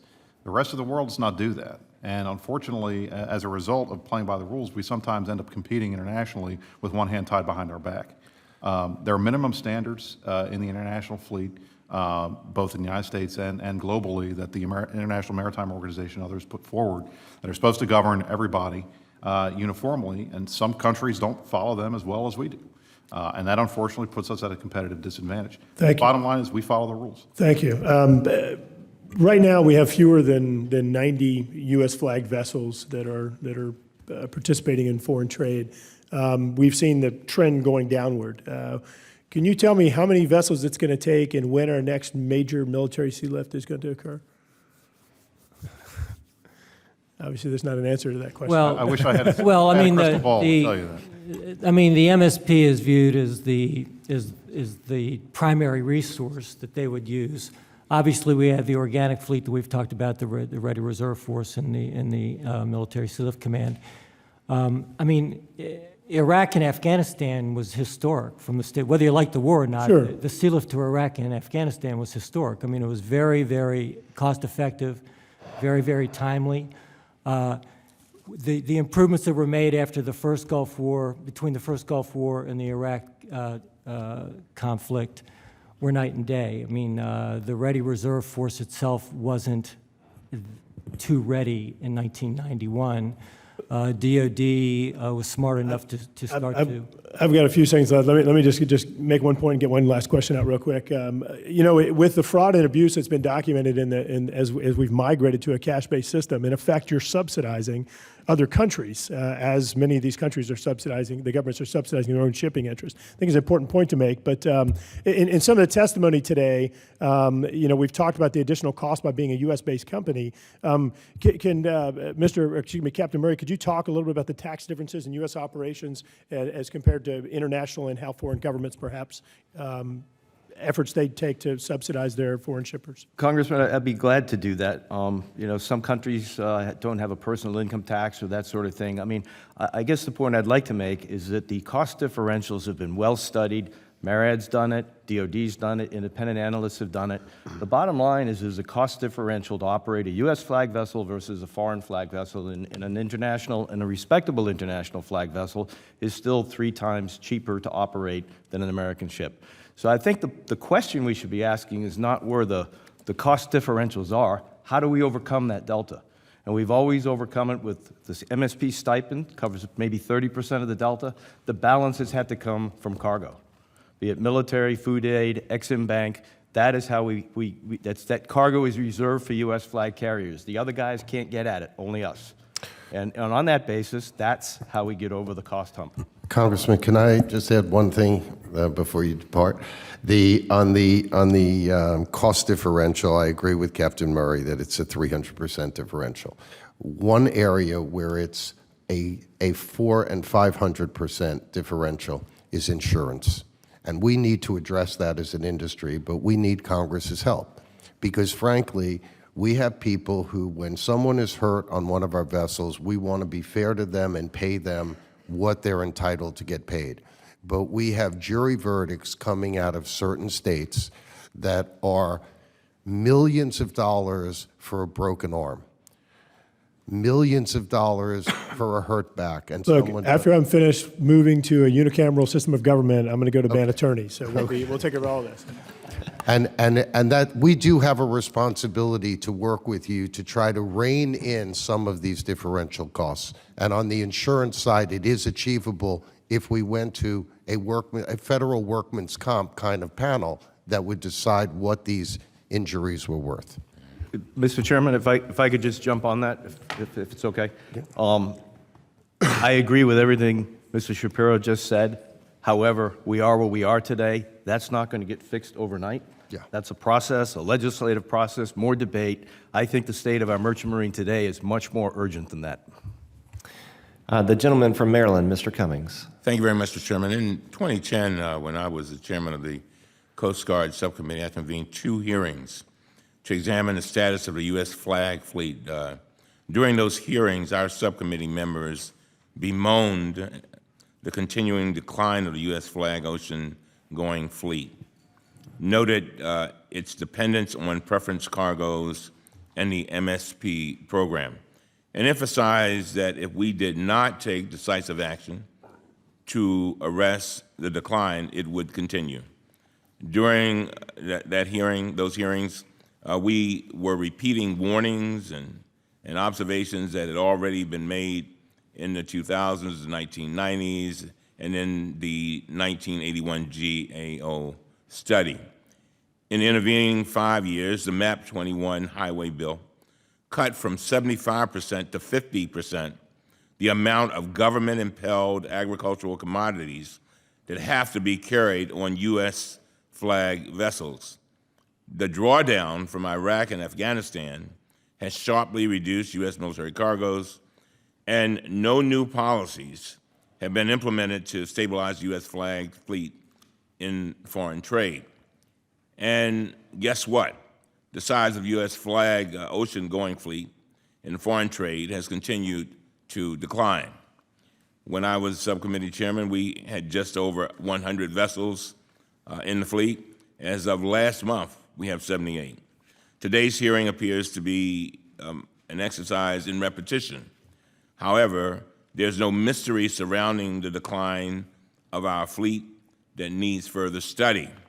The only question is whether we as a nation are simply resigned to see our ocean-going foreign trade fleet sail away and leave our nation and its commerce totally dependent on foreign flag vessels. I believe that, the contrary to mischaracterizations prevalent in the media, that the United States Merchant Marine is an essential component of the vast network of logistics contractors that support our U.S. military and sustain and create broader economic opportunities in communities around our nation. And so I also believe that spending U.S. taxpayer dollars to buy food grown by U.S. farmers and transported on U.S. flag vessels crewed by U.S. seafarers is not unlike other Buy America policies that ensure the expenditure of U.S. taxpayer dollars support the interests of the United States taxpayers. And with that, let me ask all of the witnesses, what is the most important thing that could be done right now to at least arrest the decline in the U.S. flag ocean-going fleet and foreign trade? Well, I would say there are several factors. One would be on the food aid side for the food aid program to restore the 75% or even go to 100%. There are many nations in the world that give aid and require that that aid move on their ships, Japan being one, for instance. Okay, number two. Number two, I think we need to increase the stipend for MSP ships to cover the loss of defense preference cargo. Number three, I think we should be looking, as Congressman Garamendi has suggested, at alternate cargo sources, whether they come from the commercial, the military, or the government side. We need to set aside cargo in order to have ships. What happened to 4, 5, 6, and 7? Well, I could do that, sir, Go but ahead. I might exceed my Somebody else- time. Does anybody else have anything? Congressman, I think it's very important. I agree with Mr. Shapiro, and in our case, MSP is number one. I don't believe you were here earlier when Administrator Janikin testified that we only have 57 ships in the MSP program today. Traditionally, as we've worked together as MSP operators, if an extra slot became available, we'd kind of work a way around it with somebody would want it. Today, the administrator said he's going to be publishing a notice here shortly that slots are available. Nobody's running to get them right now. I'll take it, John. If it's available, Liberty will take them.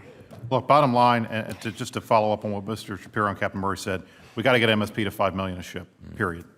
That has to happen. I mean, the fact is we do not, and frankly, not only do we have to get it to $5 million a ship, we got to make sure that that appropriation is solid.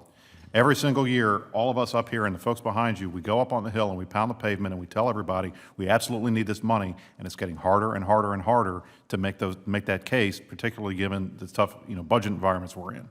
But then the second thing, obviously, cargo is critical. Cargo for a ship is like an engine in a car. If there's no cargo, it's not moving. And if it's not moving, my guys don't have jobs, and these guys aren't making any money. So at the end of the day, we got to find, as Mr. Garamendi pointed out, we got to find new and outside of the box thinking, try to get us some additional cargo sources that will make it possible for us to carry things into the future. One last thing, I want to point something out on the in-kind food aid versus the cash issue. Go and read this GAO report from August. It is unbelievable the stuff that is happening right now that we are letting happen. Philip pointed this out to a certain extent in his comments with the overhead imagery. GAO report, we are handing out envelopes of cash to crowds of people in Syria. There is no way to know where that's going.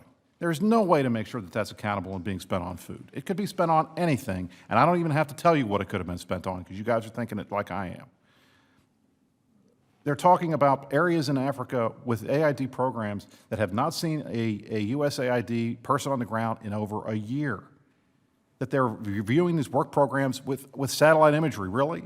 I mean, look, the bottom line is we all need to work together, but the best way to make sure that someone is fed is to put some food in their hand. And we've been doing that for the last 60 years, and we absolutely need to keep doing that well into the future. We can't allow any of these misguided notions of efficiency or folks that are constantly trying to find ways to scrimp and save and squeeze that extra dollar to really take food out of the hands of people, which is what is happening right now. Thank you very much, Mr. Chairman. Gentleman's time has expired. In closing, let me say I greatly appreciate the gentlemen on the panel, your participation, and of course appreciate the gentlemen who were on the first panel for today's hearing. I think this has been a very informative, very good subcommittee hearing. Mr. Garamendi, if you have any closing comment you'd like to make. I see a woman walking up a hill with the 50-kilo sack of grain on her back, and I see the hands clasped, a gift from the American people. She did not starve, nor did her family.